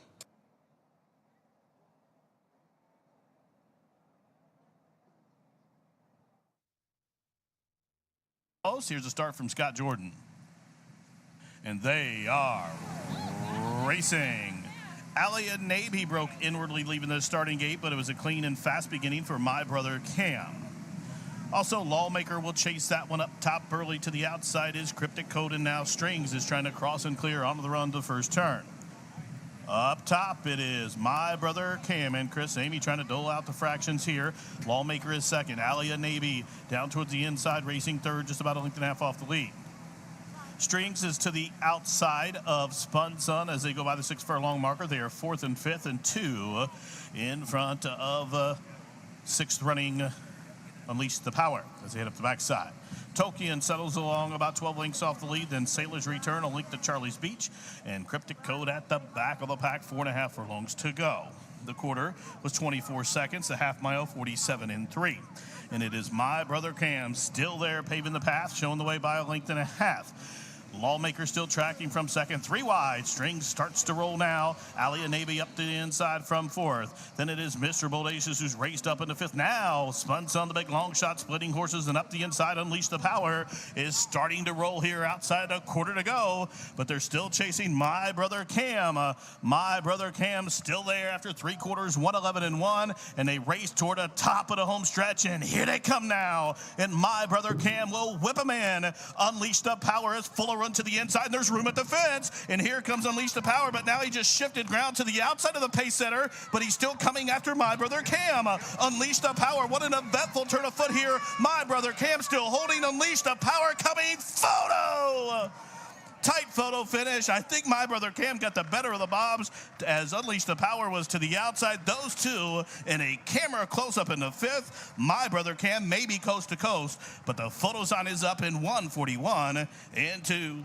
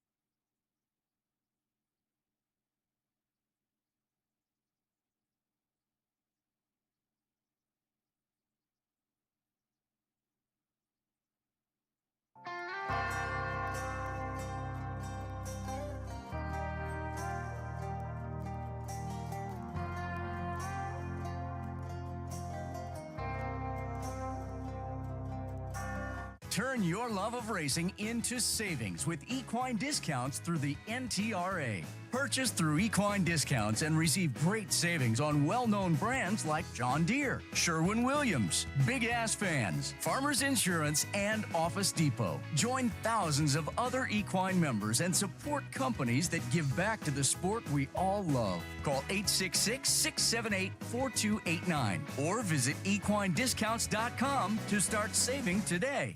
Eclipse champion Run Happy, the #1 second crop dirt sire of last year, is back and showing a new dimension with winners on turf, dirt, and all weather.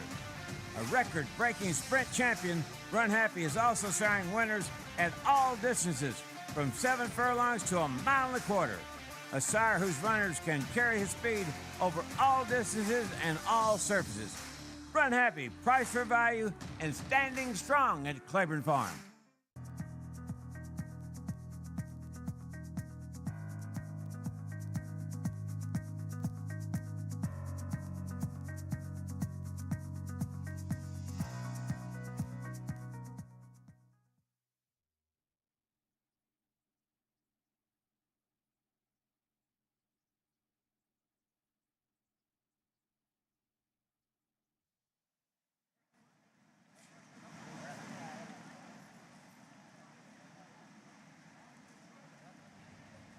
Race number 6 at Ellis, just a few moments away here, as we've got a maiden special weight event for $60,000, sponsored by Run Happy. 7 furlongs the distance on the fast main track, and also the start of the 50-cent Pick 4. If you missed out on the start of the all-turf Pick 3 or Pick 5 last race, this is your chance to get involved in a multi-race sequence. A really nice-looking group of 2-year-old fillies in here. I went to the 6 and the 8 as my top selections, with the 6 fun and feisty 2-year-old daughter of midshipman, trained by Kenny McPeak, who's already doing pretty well here at the meet, and she's had a start already. She debuted at Churchill Downs over 6 furlongs, so she's getting a little more distance to work with here today, just stretching out to the 7 furlongs. I like the fact that she's had that effort. She did have some trouble to deal with in there as well. She was bumped. I think she was forced to a spot she didn't want to go into. She does appear to have quite a bit of dappling in her coat. She seems like a filly that's really blossomed after that last start. And I certainly think second start of her career is probably going to be the one where she wakes up a little bit more. She did do a little, some flat running with all of that trouble, given all of that trouble rather, to finish 6th, beaten by just 7 lengths, 7.25 lengths. But she gets the services of Brian Hernandez aboard here, and Kenny and Brian are winning at a nice 20% clip together. And obviously Kenny McPeak, time and time again, comes to compete with 2-year-old horses. So fun and feisty going to be the top pick for me. But I will say I was physically very impressed by the 8 Boss Lady Bailey for John Ortiz. If you tuned into the preview show this morning, you heard Jimmy McNerney talk about the time of that workout on July 16th at the Thoroughbred Training Center. 4 furlongs in 47.2 from the gate. And at that particular track, with it being a deeper track, that's a really good time. I mean, that's fast. So she's a 2-year-old daughter of Connect. I thought, given that workout and given how she appears here in the paddock, she was very fit, especially for a first-time starter. Again, sometimes it takes these young horses a race or two to kind of hit that peak fitness, lose a little bit of that baby fat if they're not great workhorses in the morning, but that does not seem to be the case for her. She looks like a horse that is ready to go out there and give a big performance. So you get Raylu Gutierrez aboard, who right now is winning at 35% from the John Ortiz barn, who's doing very well. So I think the 2 of them are teaming up with a really, really nice filly. And obviously, this is one that was precocious from the beginning. I mean, they purchased this horse at OBS, the 2-year-old in training sale in April, for $550,000. That's a high price. So not only does she look the part, of course, physically, conformationally, etc., for the 7 furlongs, but performance-wise, in that particular sale, you get to watch these horses work out. And a lot of those precocious types are the ones that people go for, because it looks like they're going to have that success early out. So I have to say I've been very impressed from her in the paddock, and she was a true professional while they were saddling as well. Didn't seem to turn a hair at all as they made the adjustments. Now the 1 horse is bolted for James DeVito and Chris Landeros, coming out of a nice workout at Churchill Downs, 5 furlongs in 102.1 back there on July 17th. She's a daughter of Bolt Oro. This is a horse who I think certainly has enough works in her foundation, preparing for this race to be competitive. Physically, she looks the part as well. Not one that's carrying a lot of extra condition as she is saddled towards the inside there. So I included her for my top 3 horses. The 2 Killing Time for Mark Casse is the other one I thought about using, but I did only go too deep in those tickets. If you're following along with those on the Ellis Park social media channels, Mark Casse very, very good with first-time starters, so I thought this horse certainly had every opportunity to do well today. She's a daughter of Gun Runner, who's produced a lot of nice early successful horses as well, and one that they purchased for $420,000. So again, a pretty big investment here for this filly. The 3-horse Dot Marie, she's got some experience. She's a bit of a narrower type of a body type. She's tall, but she is athletic. 2-year-old daughter of Army Mule for the first crop of that sire. She had a race back in June at Churchill Downs over the 5.5 furlongs, so she's getting a little bit more distance to work with here today, stretching out to that 7. But she had a nice, I think, foundation building type of a work at the Thoroughbred Training Center, 5 furlongs in 101 and 4 on July 17th. So it certainly seems like one that they're preparing for that extra distance here. And the 3, Dot Marie, like I said, she's another one of that kind of lighter body frame type of a horses. So I think the more distance, the better for her as she's able to walk by me right now. She certainly looks good out here with the blinkers on, figure 8 as well for her equipment today. The 7 East Shore for Dale Romans, I thought that this horse, especially since she's had a start already. Granted, she finished 8th, beaten by 25 lengths, so it wasn't much of a performance on debut. To me, this looks like a horse that maybe just needs a race, another race under her belt in order to get that fitness. She was carrying just a little bit more condition than what I like to see, especially, like I said, with a lot of these first-time starters, given the 1, given the 3, the 8 horse as well, that look like they are fit and ready to go. Not only the physical, but also the mental aspect, as she is giving them a little bit of trouble making the final adjustments. To me, she's kind of a filly that maybe needs to grow into herself. She is a bigger shouldered type of a horse. She's got a nice size hind end on her as well. So possibly one that just needs that racing experience in order for her to kind of settle into what her task is mentally and physically. So I'd probably say I'd give the 7 a race or 2 before I back that horse.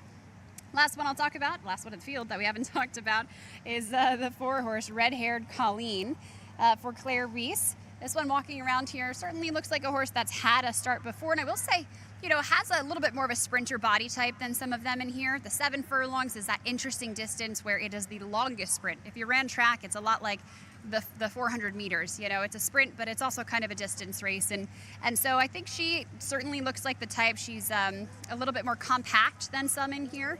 And she looks like she could, if she's able to get it together here with a little bit more of an aggressive ride and a much better break than what she got last time, she could show some early speed and probably will be a good sprinter in her day. So the horses are headed out to the track for race number 6. Again, this is the start of the late pick 4. These 2-year-old fillies about to head out for the maiden special weight, sponsored by Run Happy.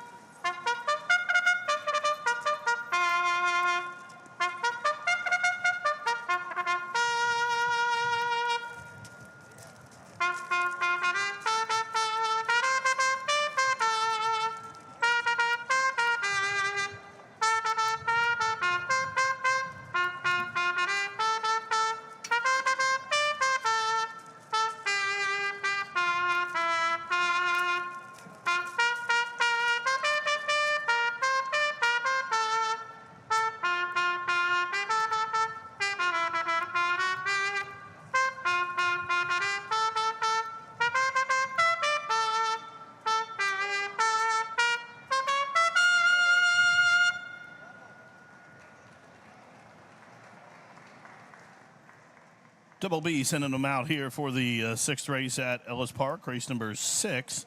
Up next in just about 4 minutes. This is a race sponsored by Run Happy. Maiden filly 2-year-olds to go 7 furlongs on the main. Jockey change on the 3 to Bejarano. Padron picks up the 4. Red-haired Colleen. Field of 8 to go in 4 minutes. Win, play, show, exacta, try, super daily double, pick 3, and the final pick 4, the late pick 4, is up next in 4 minutes.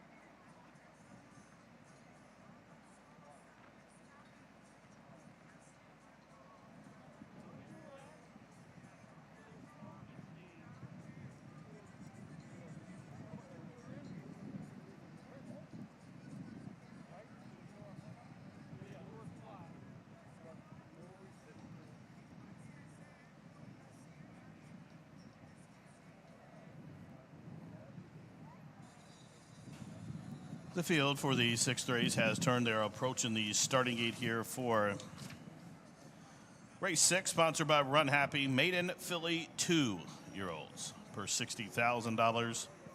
Field of 8 to start the 50-cent late pick 4. Early money came in on Bolted.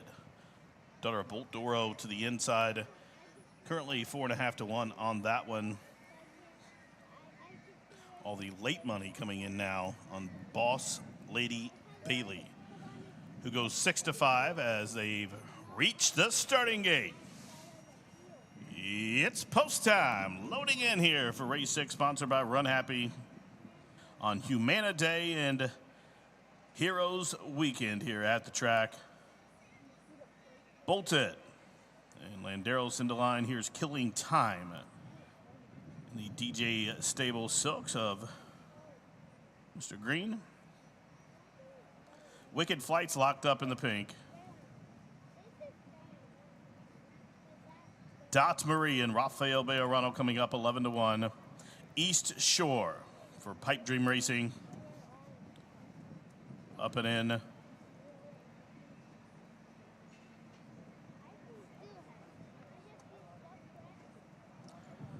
Fun and Feisty. 2 to 1, now 6 to 5 on Boss Lady Bailey. Bolted has drifted up to 5 to 1. They are racing. Good beginning for Boss Lady Bailey, who was quick into stride. From the inside, there goes Killing Time. And a big long shot, red-haired Colleen is for the place as they lead the chute, and they straighten up with that main course. 3 across the course, a headstrong Killing Time from red-haired Colleen. 3 deep is Boss Lady Bailey. Down on the inside as they continue to run up the backside, Dot Marie is full of run and really hard to wrangle in there for the jockey, who is 4th and just about 3 lengths off the lead as they continue to run up the backside. Bolted is full of run. She's got nowhere to go neither. Then it's Fun and Feisty, East Shore, and still 4-5. Back to Wicked Flight. Into the far turn. The front 6 cluster up here after a quarter 23 and 1, and it is Killing Time. Shows the way under confident handling. Boss Lady Bailey is being asked to come and get her to the outside from second. There goes East Shore, who, unless she's a big 3-wide sweep, on her back is Fun and Feisty, bolted up the inside and losing contact with the field. Dot Marie, red-haired Colleen, and Wicked Flight is last. Rounding the turn, top of the home stretch. Boss Lady Bailey assumes command, but company's coming.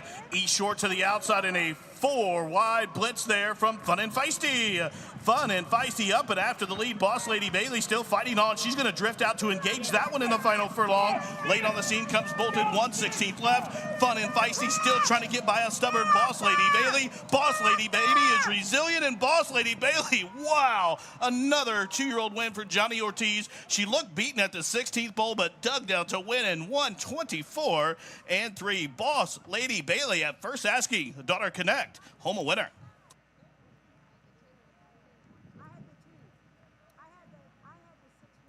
Judges have hung the photo sign, photo for win.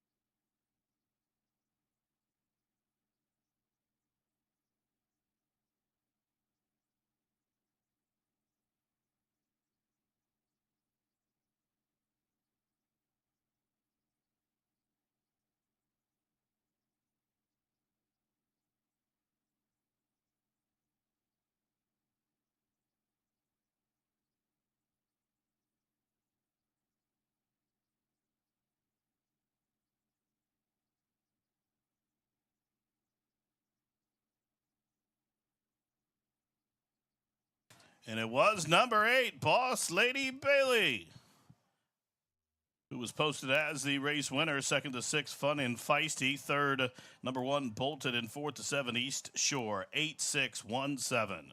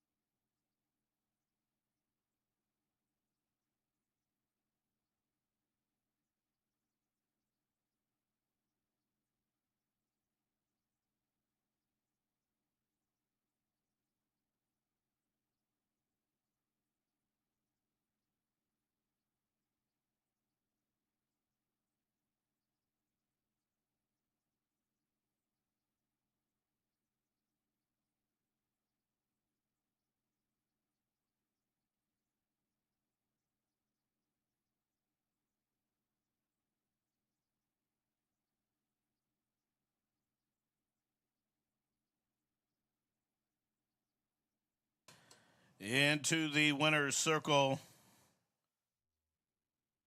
number 8, Boss Lady Bailey, who would not give up, fought to victory here. Good-looking 2-year-old dark bear brown daughter by Connect out of the Officer mare named Special Dream. The winner's owned by Mark Moore's Hooties Racing LLC, trained by Johnny Ortiz and Ray Lou. Gutierrez, the winning jockey. Boss Lady Bailey breaks made at first asking, joined in the winner's circle by Eddie Beck. He's in there. Big Ed's in there. That's my man.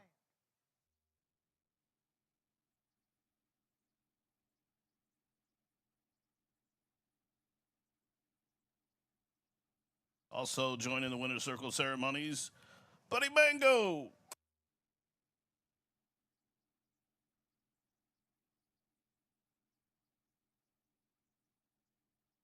Now the price is up for the 6th race. The winner, $5.38. $3 in the middle, $2.56 for the show money. Exacta 8.6, $7.81, 50-cent try, 14.01. The double with that dead heat in the previous leg, the 5 in the first leg, 11.49, and the double, a pair of 8s, $30.50.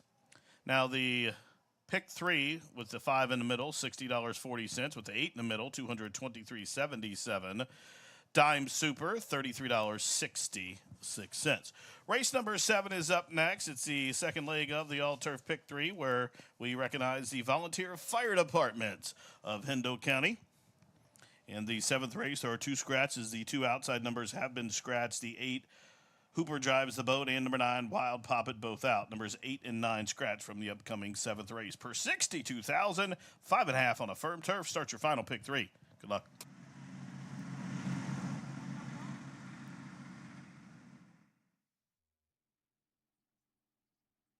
Bolton has drifted up to 5-1. They are racing. Good beginning for Boss Lady Bailey, who was quick into stride.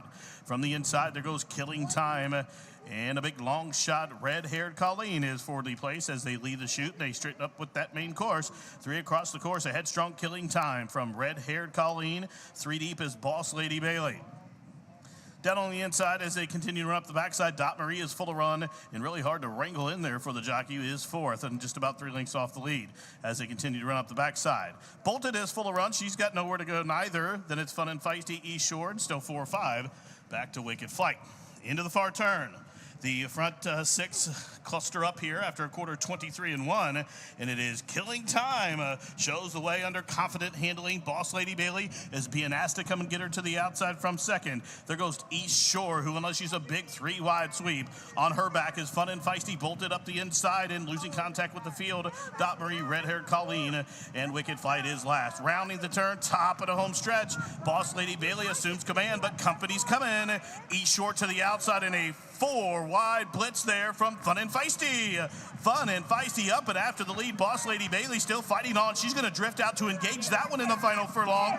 Late on the scene comes Bolted, 1/16 left. Fun and Feisty still trying to get by a stubborn Boss Lady Bailey. Boss Lady Bailey is resilient, and Boss Lady Bailey, wow, another 2-year-old win for Johnny Ortiz. She looked beaten at the 16th bowl, but dug down to win in 1:24-3. Boss Lady Bailey at first asking, daughter Connect. Home a winner.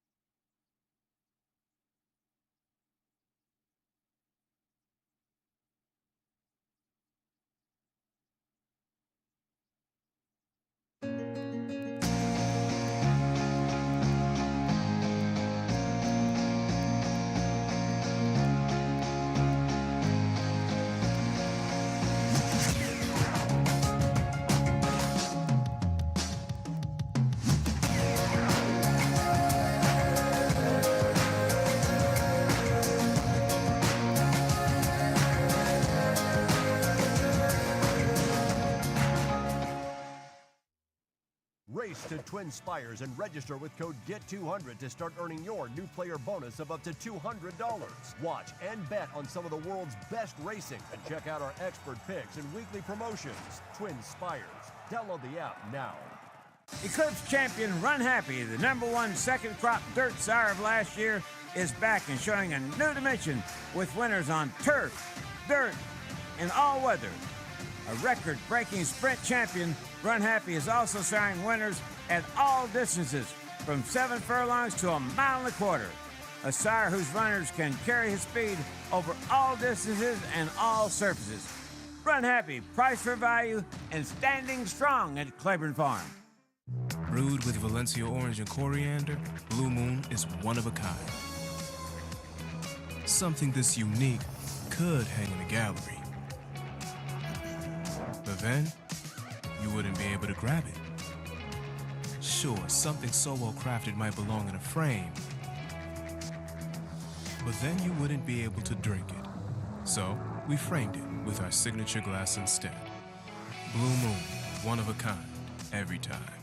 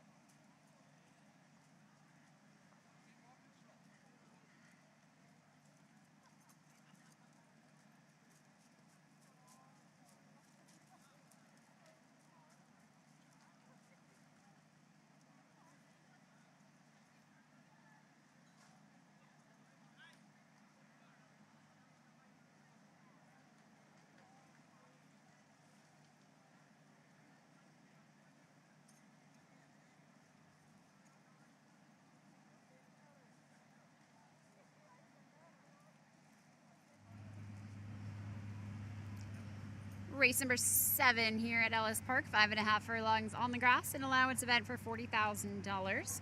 This one starts a 50-cent pick 3, the late pick 3, if you'd like to get involved here at Ellis Park. Picks for me, I went to the 2, 1, and the 3 for my top 3 selections. Bad Beat Brian for Mike Maker, hoping he doesn't get beat here today. 5-year-old son of Jack Milton, who's had some success, some recent success in nice spots as well. Turf races, stakes races, sprint races, at a variety of tracks, including Churchill Downs, where he finished 2nd most recently by just a little bit more than a length, and that was to a horse that would come back to win its next start. So some really good competition there. Prior to that, the horse raced in February and late 2021, finished 2nd in a turf sprint race, a stakes race at Houston, and also won a stakes race down there at Gulfstream Park, going 5 furlongs on the grass. So really well spotted in this event. Mike Maker with a couple of winners here already at the Ellis Park meet. Does extremely well in turf sprint races too. Percentages, he wins 16% of those types of races and teams up nicely with Martin Garcia. So I certainly thought that the 2-horse was one to look at in here, and certainly fits the bill as well. He's a compact body type, and certainly a horse that seems like he came off that little bit of a freshening with plenty of energy. He did so well in that last start, put up a big number too. And he seems like a horse that certainly has to be considered, if not the favorite, the heavy favorite in here for this field of horses. The one, Ian Glass for Brittany Vandenberg, talked about her success she's had so far at the meet and even today with the winner. Chris Amy aboard. This horse finished 3rd last time at Indiana, but do know that that was going a mile distance. And this horse has had, I think, some much better races at the distance of 6 furlongs, 6.5 furlongs, was previously racing out in California. In fact, was claimed off of John Sadler a couple of races back by Brittany Vandenberg, so a nice solid claim for this one. Brought this horse back to the East Coast. He's a 6-year-old gelding, so he's got a lot of experience. He has not had a win over this particular distance. It seems like 6 furlongs is really what he's been best at in his career. But that being said, he's been a horse that's been able to continue his success throughout a pretty sustained career. So Ian Glass, I think, made a nice appearance here in the paddock. I mean, I was going to say he's professional, but he's a 6-year-old gelding, so he certainly should be at this point in his life. Now, the 3-horse is 4 Lefts. I talked about this one in the preview show. I actually remember him running in Southern California when I was out there, and I remember him looking like a turf sprinter a little bit more. I will say he's a little bit smaller or lighter than I remember him, but I do think he's a horse that should fit this distance. They've tried him in a variety of races. He ran in the Belmont Stakes, for example, back in 2020, but I prefer him at this type of a distance here. So we'll see for a long shot how he's able to do here. He moves back over to the grass. I think I remember he hasn't walked around very much, but I remember him having a nice stride to him. He kind of flicks his toe out a little bit when he goes. So I'm hoping that that's still the case, and my memory serves me correctly for a horse that looks pretty fit here as the riders are getting a leg up, and they are headed to the track for race number 7. Best of luck.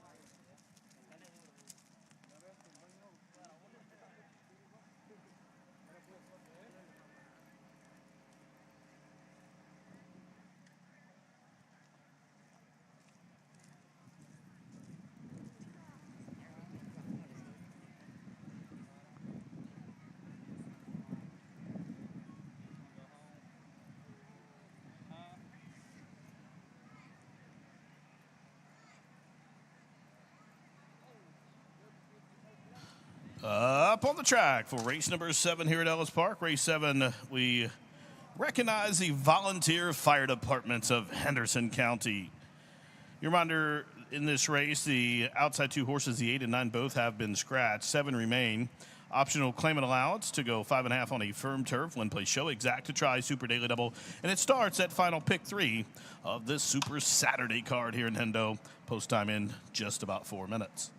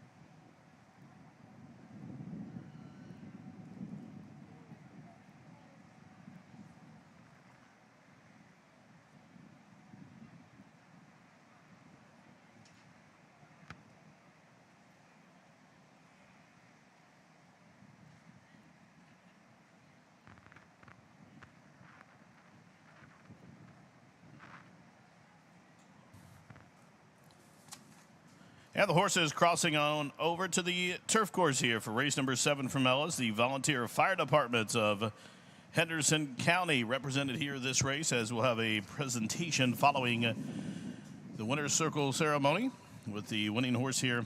Field of 7. Set to square off here for the opening leg of the final pick 3.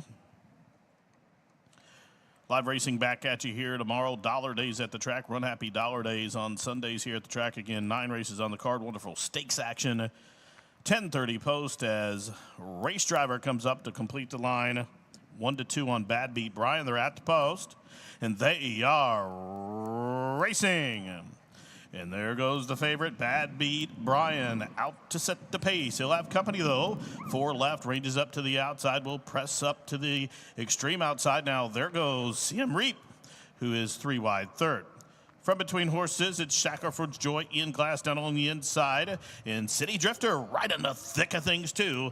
And still 4 back now to Shackelford's Joy into the far turn run. The quarter drilled, 21-3. Bad Beat Brian shows the way midpoint through the turn, but up to the outside, 4 left, has been there every step of the way.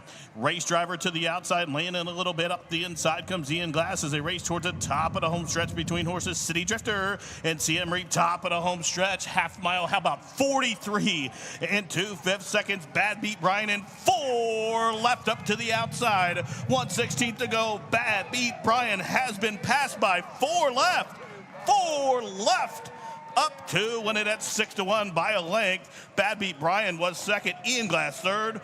From the cloud, Shackelford's Joy, the big long shot, got up to be 4th. Running time 1 minute, 0.54 seconds. That's just 28 hundredths off the track record.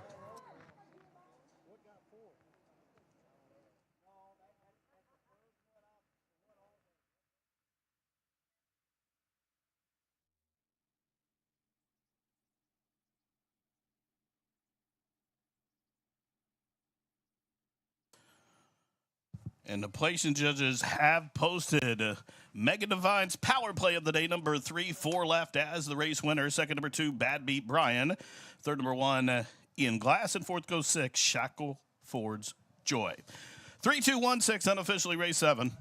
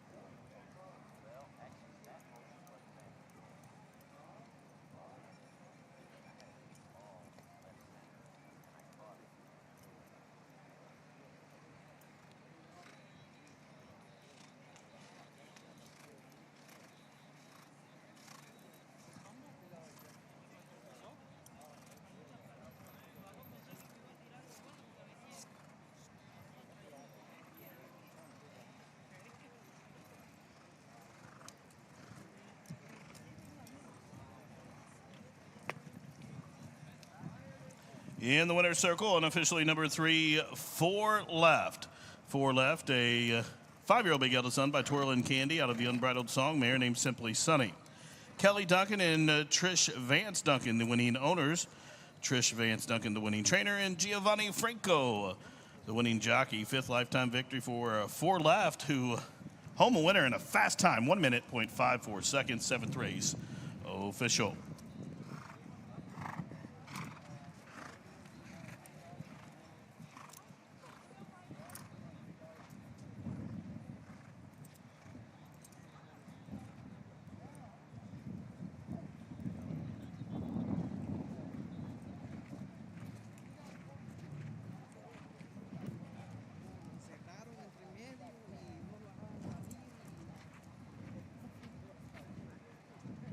Presentation up in the winner's circle. The volunteer fire departments of Henderson County receiving that blanket from General Manager Jeff Inman, and also Ellis Park employees there in the winner's circle. The volunteer fire departments.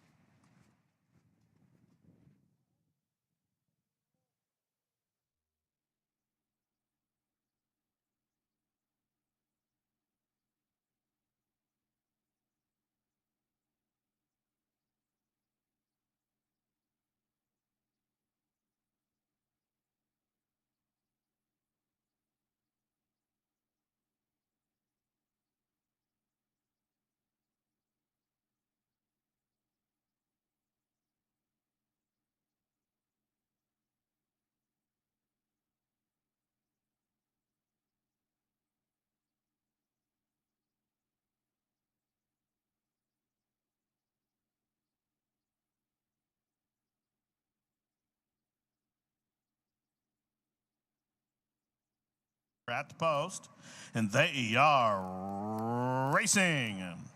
And there goes the favorite, Bad Beat Brian, out to set the pace. He'll have company, though. 4 Left, ranges up to the outside, will press up to the extreme outside. Now there goes CM Reap, who is 3 wide third. From between horses, it's Shackelford's Joy in glass down on the inside. And City Drifter right in the thick of things, too. And still 4 back now to Shackelford's Joy into the far turn run. The quarter drilled 21 and 3. Bad Beat Brian shows the way midpoint through the turn, but up to the outside. 4 Left has been there every step of the way. Race driver to the outside, laying in a little bit. Up the inside comes Ian Glass as they race towards the top of the home stretch between horses City Drifter and CM Reap. Top of the home stretch, half mile. How about 43 and 2/5 seconds? Bad Beat Brian and 4 Left up to the outside. 1/16 to go. Bad Beat Brian has been passed by 4 Left. 4 Left. Up to win it at 6-1 by a length. Bad Beat.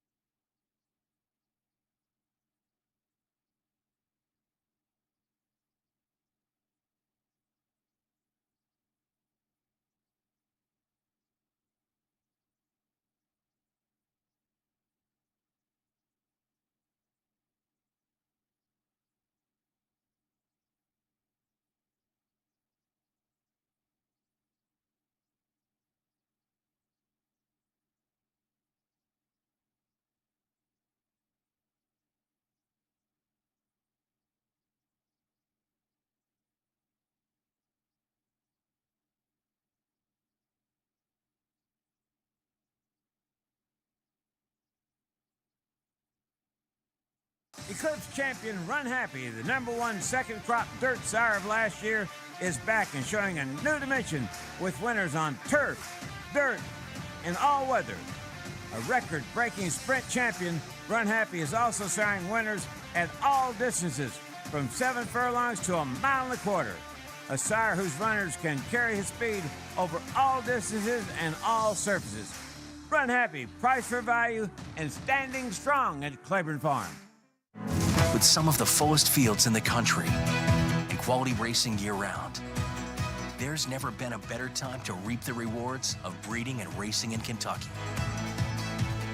Purse money in Kentucky is at an all-time high, as is average purse per race, outpacing California, Florida, and New York.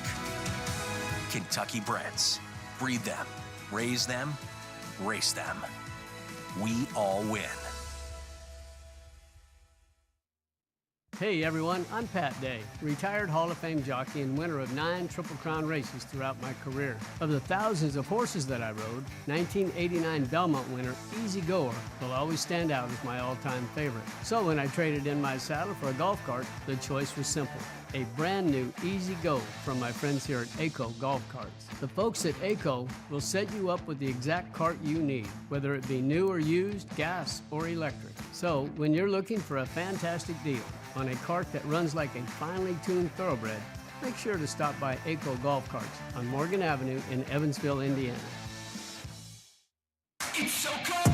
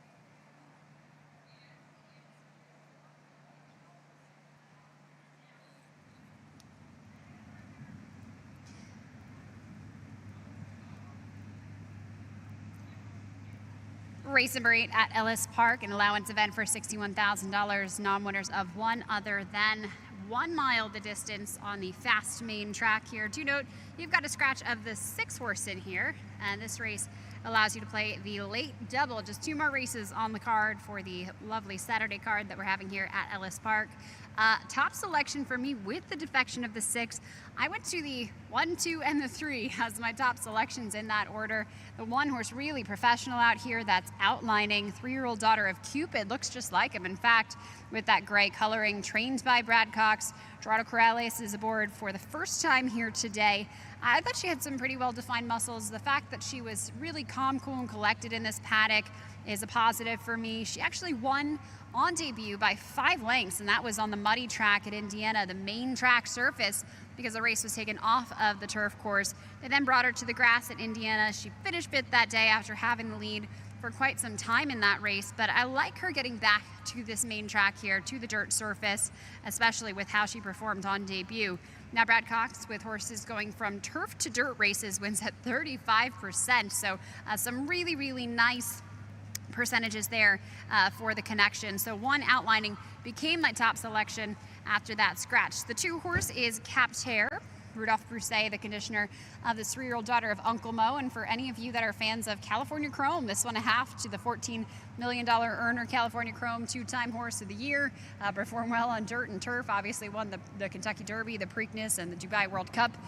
So a very talented horse there, but none of his siblings have been able to live up to his success. We'll see if this filly is able to perform nicely as they move her back to the dirt. She's already had 2 races on the dirt surface. That includes a debut that was forgettable, and then a race at Indiana where she went a mile and finished 2nd that day after showing a little bit of late gain in that spot. She certainly has to get herself a little bit more involved, but I like that she did show some more speed last time at Canterbury, albeit on the grass. But that was a stakes race, and she only lost by 2 lengths in a blanket finish to finish 7th. So Captaire, I thought, certainly made a nice appearance. She's a real handy type of a filly. Not too big for her. She looks like she should be able to really handle this distance here, the 1-turn mile, I think, at Ellis Park. But she did give them just a little bit of trouble while they were saddling. Looks like she's calmed down now. She's a really athletic-looking type, I will say that. She's very, very well tucked up, not carrying an ounce of extra condition. The 3 is Lady Traveler, and that will be my 3rd selection for Steve Asmussen, Rafael Bejarano to get them out here. This horse was favored last time, finished 5th in an allowance race, but 2nd start off the layoff I think is going to be important for her. She raced over the 1-turn mile at Churchill Downs last time, and I expect her to be able to improve here today. She's a half to heart, but that was some good turf racing on that side, so not too much to connect here at the 1 mile on the dirt, but she is certainly a good-looking filly for Steve Asmussen, a real tall, leggy type of, as well, that's got some good appearances here in the paddock. Race number 8, top selections for me, the 1, 2, and 3 to go the 1-turn mile here at Ellis. Good luck.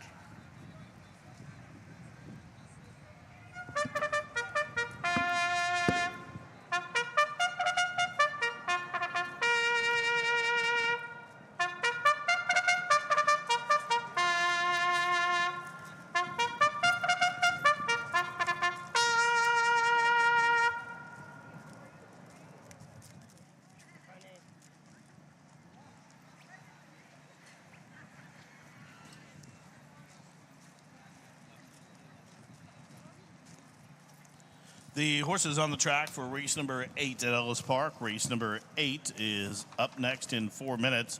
This race sponsored by Humana, allowance event for the girls which have not won a race other than a maiden, claiming starter or state-bred race, or have never won 2 races lifetime. A mile on the main, out of the chute, the distance in this race. Take out number 6, Traverse. Number 6, Traverse, is out. 7 left to go. Exacta, try, super, late double. Again, post time in just around 3 minutes.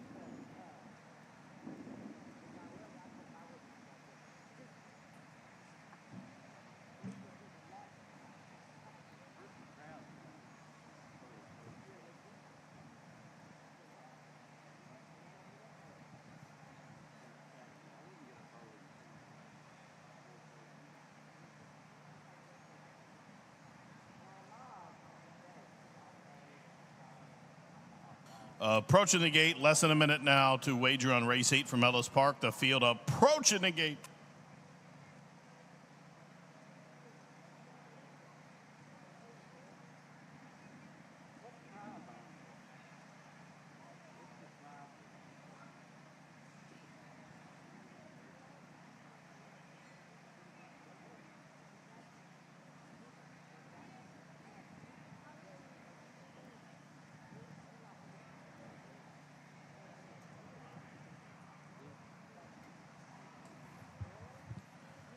And the field has reached starting gate. It's post time. Post time for race 8, the Humana race of the day.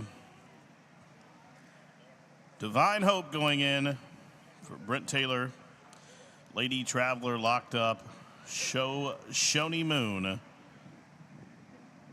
Up and in, one out, waiting on Take a Stand for Watts Humphrey Jr. coming up. They're at the post. And they are racing in the Humana race of the day. Awkward start for Lady Traveler.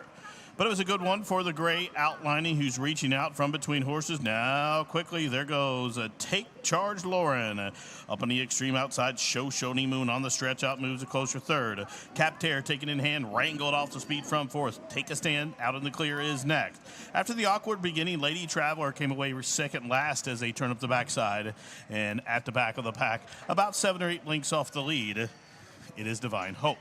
Up the backside, 5 furlongs to travel, 7 lengths from top to bottom. The quarter, kind of quick, 23 and 2. Outside, 4.5 furlongs to go. The leader, the gray, Take Charge Lawrence, shows the way from the other gray, outlining in second. 3 deep is Shoni Moon.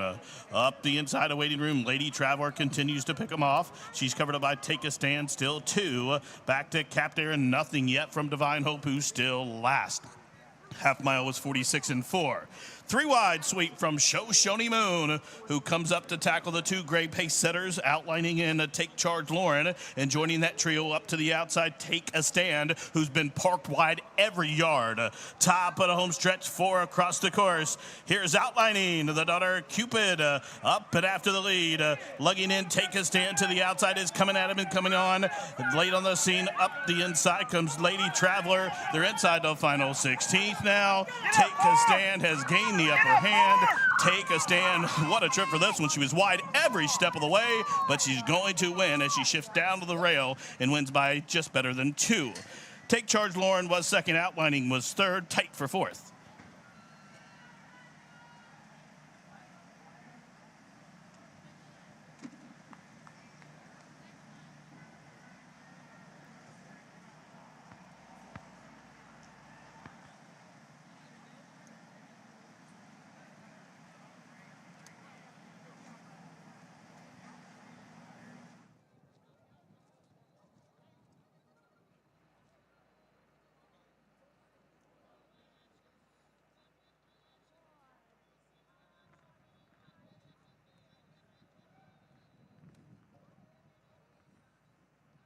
Judges posting number 8, Take a Stand as the race winner. Second, number 4, Take Charge Lauren.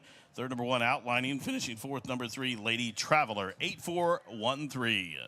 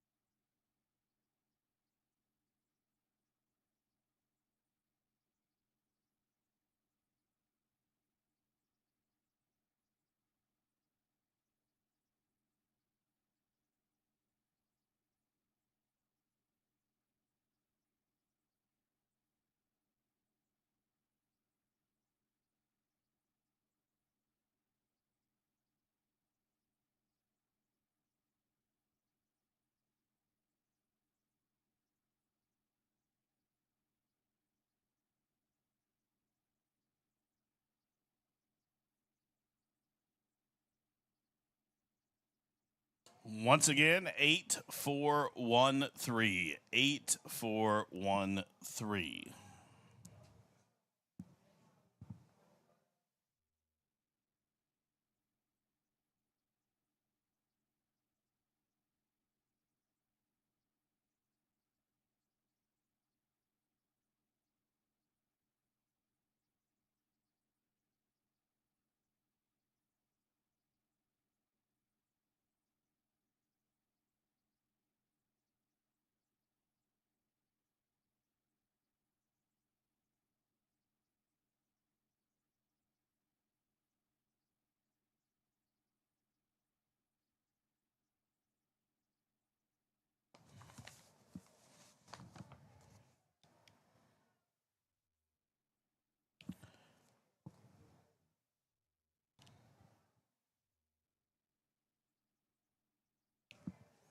Into the winner's circle, Take a Stand.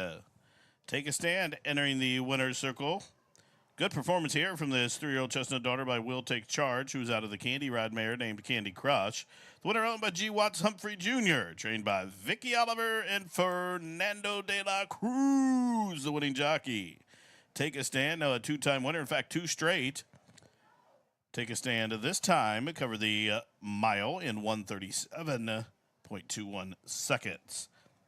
Take a Stand. 790, 384, and 302 for the show money. Oh, God. $1 exact to $12.98. The trifecta winning combination was 8, 4, and 1. And we'll get those figures to you shortly as we have another presentation up in the winner's circle. A blanket presentation for race 8 for our featured sponsor of the day. Humana's in the house. Sponsoring the day and the blanket presentation with Kelly Williams, Sherry Short, and Josh McGann. Here for Humana, making that presentation up in the circle for race number 8.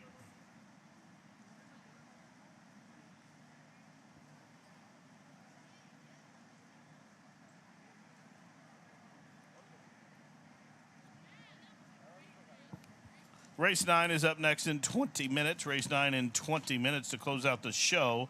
Scratch 12 and 13.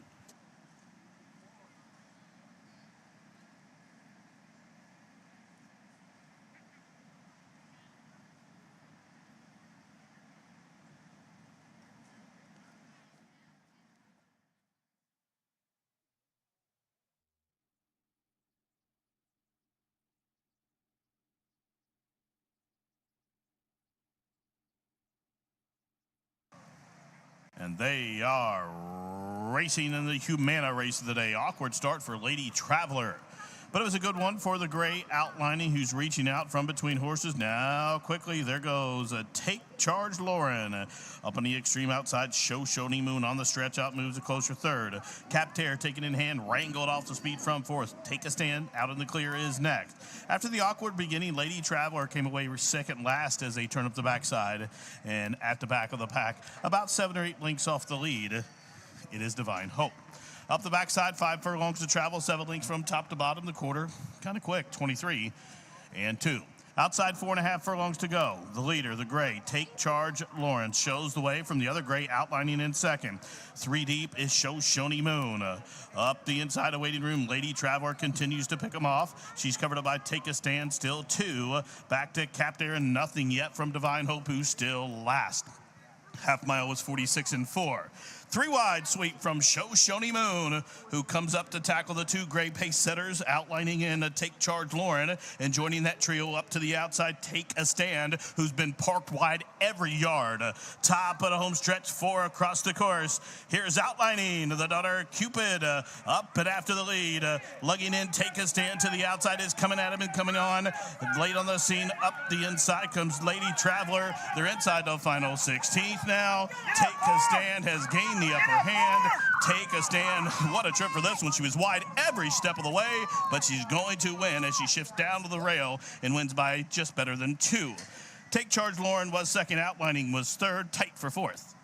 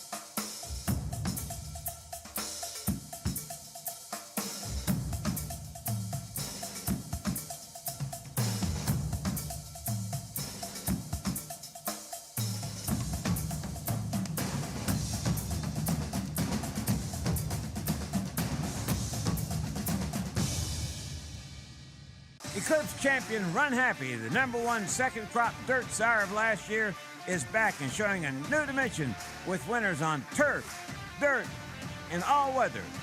A record-breaking sprint champion, Run Happy is also showing winners at all distances, from 7 furlongs to 1.25 miles.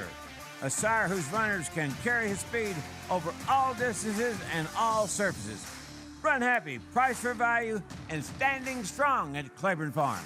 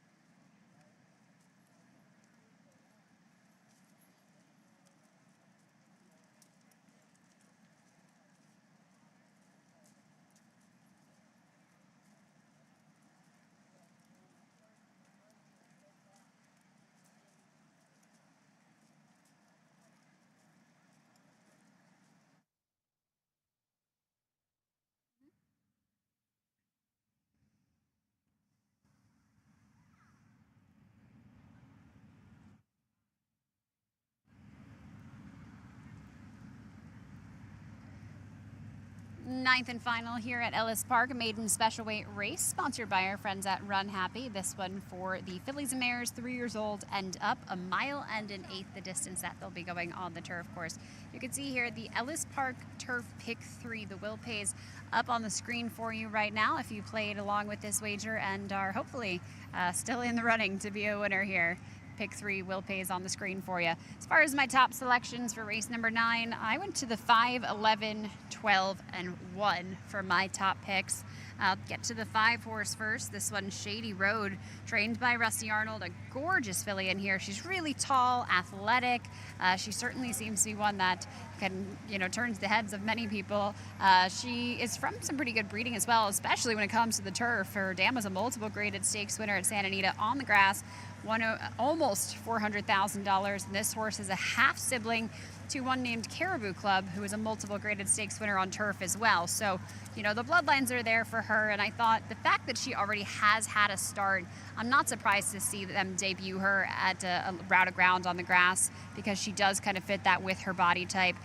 She finished 5th that day on debut at a big price, but she's going to try again here. I think second start for her is probably best, and again, I just think she physically suits this very, very well. Since that race on June 3rd, she's come back to have 3 or 4, I believe, recorded workouts, most recently at Churchill Downs on July 16th, 4 furlongs in 50 and 4. Her workouts a little bit closer to that first race, were sharper, but I certainly think that she's fit. I mean, again, she's not carrying an ounce of extra condition, so she looks like a horse that probably didn't need a lot of maintenance there in the morning. The 11 horse, trained by Tommy Drury, is English Treasure, Brian Hernandez aboard. This is another fit-looking filly. She's a really light-bodied type, sired by English Channel, so she's got plenty of turf breeding for her. She does come out of a bullet workout from the Skylight Training Center. That's on the synthetic track that they have. Oftentimes, the synthetic lends itself really nicely to turf races, and she's trained on that for quite some time. She's a horse that has a lot of speed in some of her best races. In fact, she came close to breaking her maiden against Special Weight Company at Keeneland back in the fall meet of 2021. She was in against some very nice horses. She was game and just missed at the end. Now, last time she had some trouble to deal with. She was steadied into the first turn, and I think that was legitimate.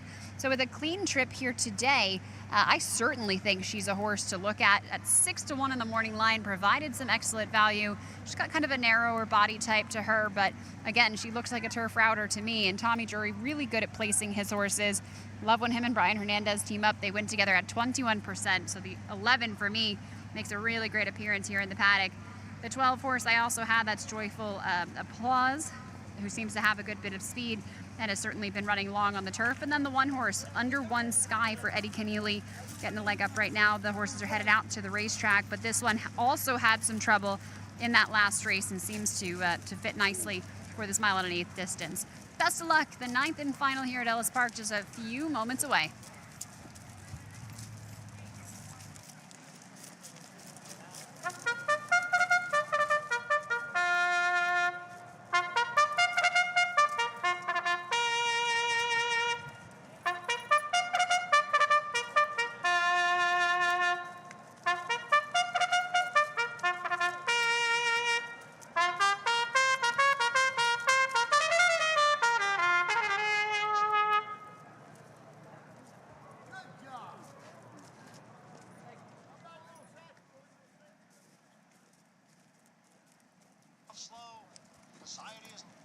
On the track for the 9th and final, sponsored by Run Happy.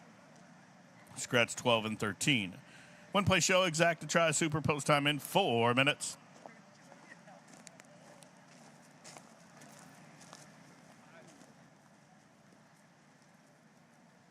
It's the last thing. Wait,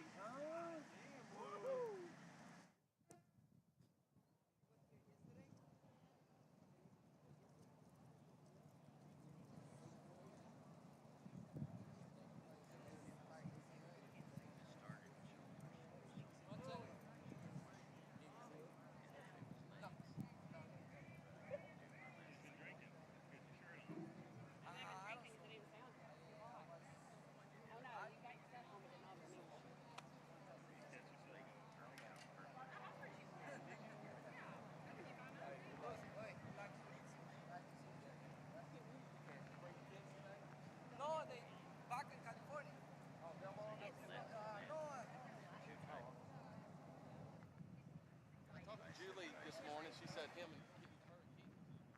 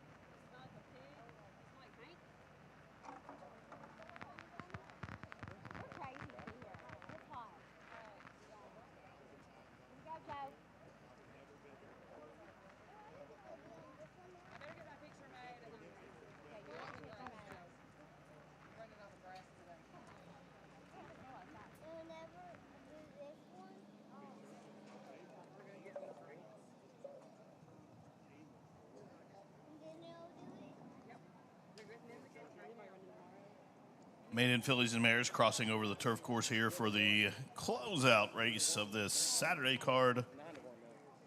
5-2 on English Treasure for Belford Jury and Hernandez.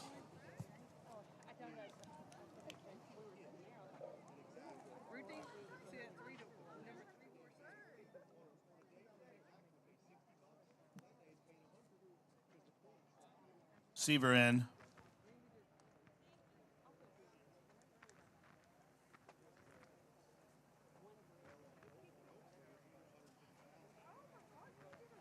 Spartina's locked up. Timetable coming forward.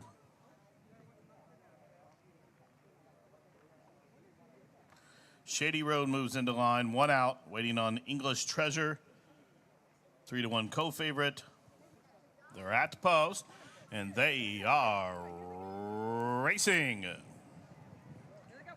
Lovely Princess had an alert beginning. Under one sky, flashing speed. Up on the extreme outside, Spartina English Treasure now splitting horses in the pink. There goes Timetable. And Shady Road in the Glen Hill Silks is right in the thick of things too, and actually just took a bad step and had to check off heels there. Then it is Mate Tom and Miss Everything, and we trail back a length to Severe and about the two path down along the fence. What's to do? And Lantern's Candy is last of the 11, about 12 lengths top to bottom, just outside 6 furlongs to travel as they work around the opening turn. Down on the inside, Lovely Princess to the outside, English Treasure as they go up the backside. About 2.5 lengths further back to Timetable and Under One Sky. They are third and fourth, right in front of Shady Road, who's recovered after that eventful first turn run from fifth. Spartina flanks that one to her outside. Still about 2 lengths further back up the inside. What's to do? May Tom is advancing to the outside of horses there as well as they continue to run up the backside. Miss Everything is advancing position. She's deep on the course, a length in front of Seaver, and Landers Candy is still last. 3.5 furlongs to go. The quarter 24 seconds flat. The half mile 47 and 3/5 seconds. Lovely Princess shows the way. She's been pressed intently by English Treasure to the outside as the tempo starts to quicken outside the quarter mile pole. Down the inside, Lovely Princess still there. English Treasure to the outside. 3 deep now, Under One Sky. She's loose and charging in a race to the top of the home stretch. And Lovely Princess will cut to corner. Lovely Princess opens up by a length, but here's Under One Sky, who's on the attack to the outside. These two in the final furlong. What to do from Lashes, raced up into third. 1/16 left. Under One Sky from a stubborn Lovely Princess. Under One Sky drifting in, but she's going to win as Bejarano gets low for the doe to win by just better than a length. Lovely Princess was second. Then we trail back to Shady Road in English Treasure in the running time 1:46 and 4.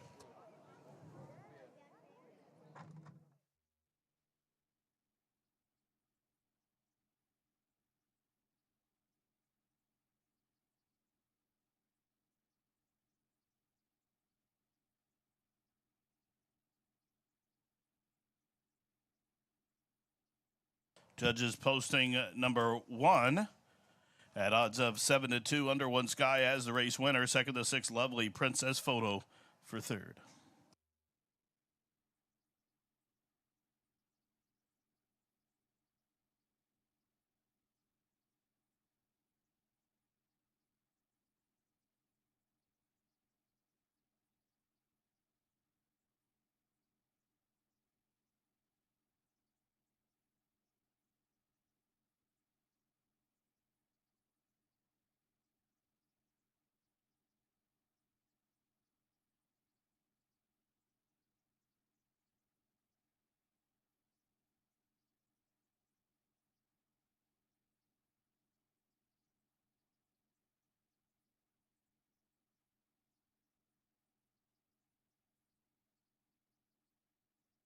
Result of the photograph showed the 5 Shady Road third. Number 8, Maytom was fourth. 1-6-5-8.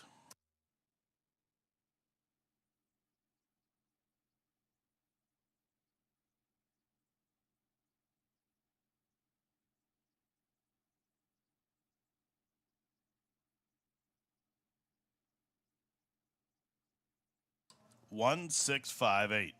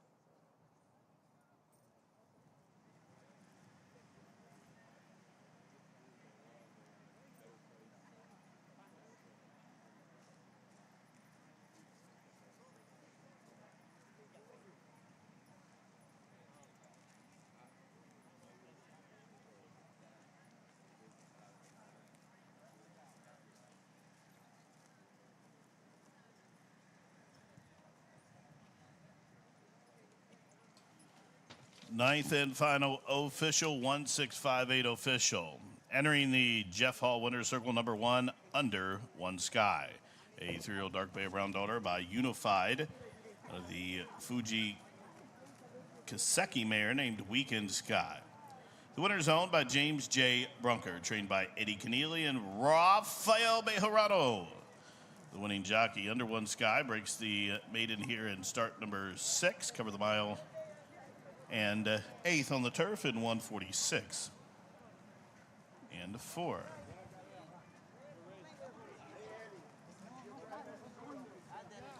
$9.46, 4 in the middle, $4.14 for the show juice.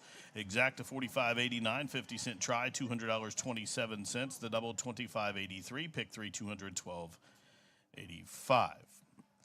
The pick 4, 4 of 4, $652.56.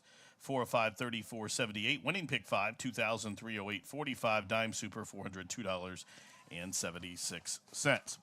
Well, that wraps it up for Heroes Day number 2 here at the track. We continue on tomorrow with day 3 of our Heroes Weekend.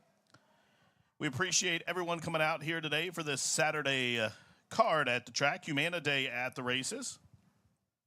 You're invited to stick around as the fun doesn't stop here. Head on over to the comfort of the air-conditioned clubhouse, where the HHR machines are there for your entertainment. Also, simulcast action from tracks throughout the country, including Saratoga and that wonderful Monmouth Haskell card. Live racing back at you tomorrow, Sunday here, 10:30 Post Central. Amazing 9-race card, including our featured Jeff Hall Memorial Stakes. Starts at 10:30 tomorrow. Dollar Day here as well tomorrow at the track. We'll see you then.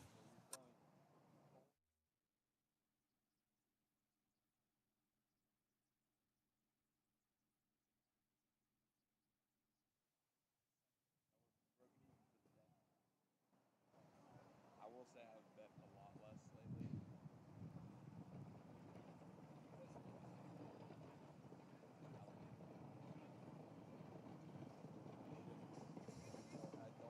I don't bet sports. I don't go to the casino. I'd rather bet horses. But I'm probably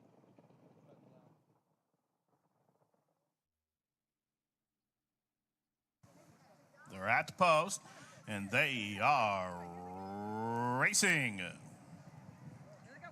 Lovely Princess had an alert beginning. Under One Sky, flashing speed.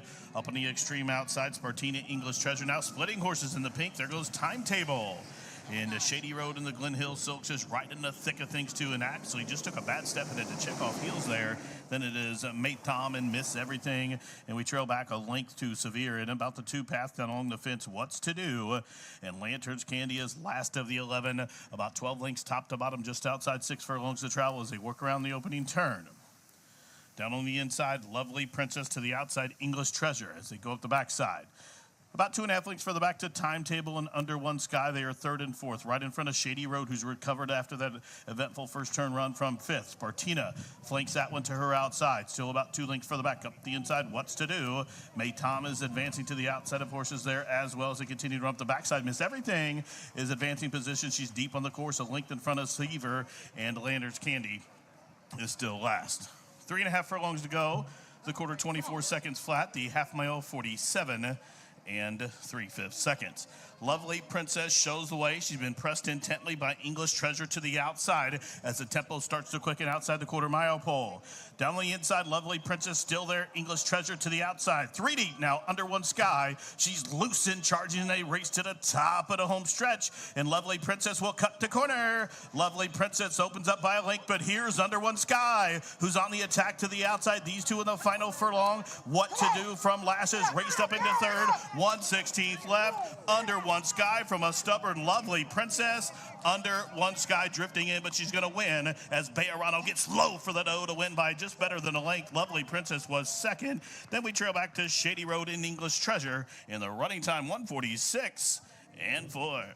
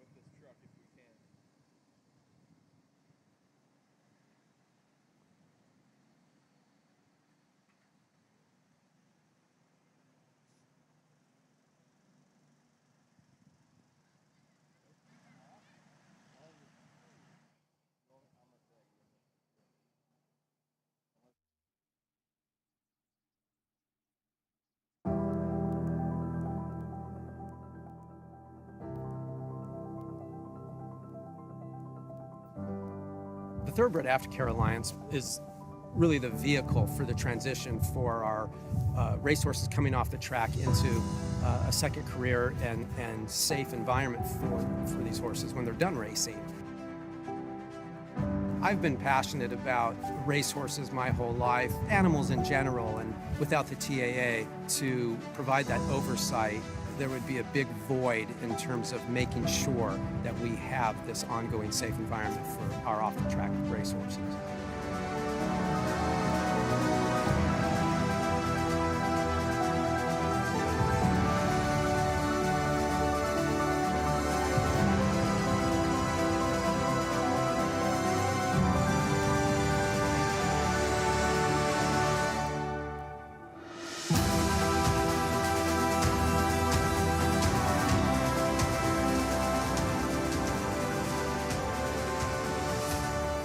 I'm excited about the undertaking and excited about working with our board and our team at the TAA to continue the wonderful progress that has been made. So I'm very excited about what the future holds.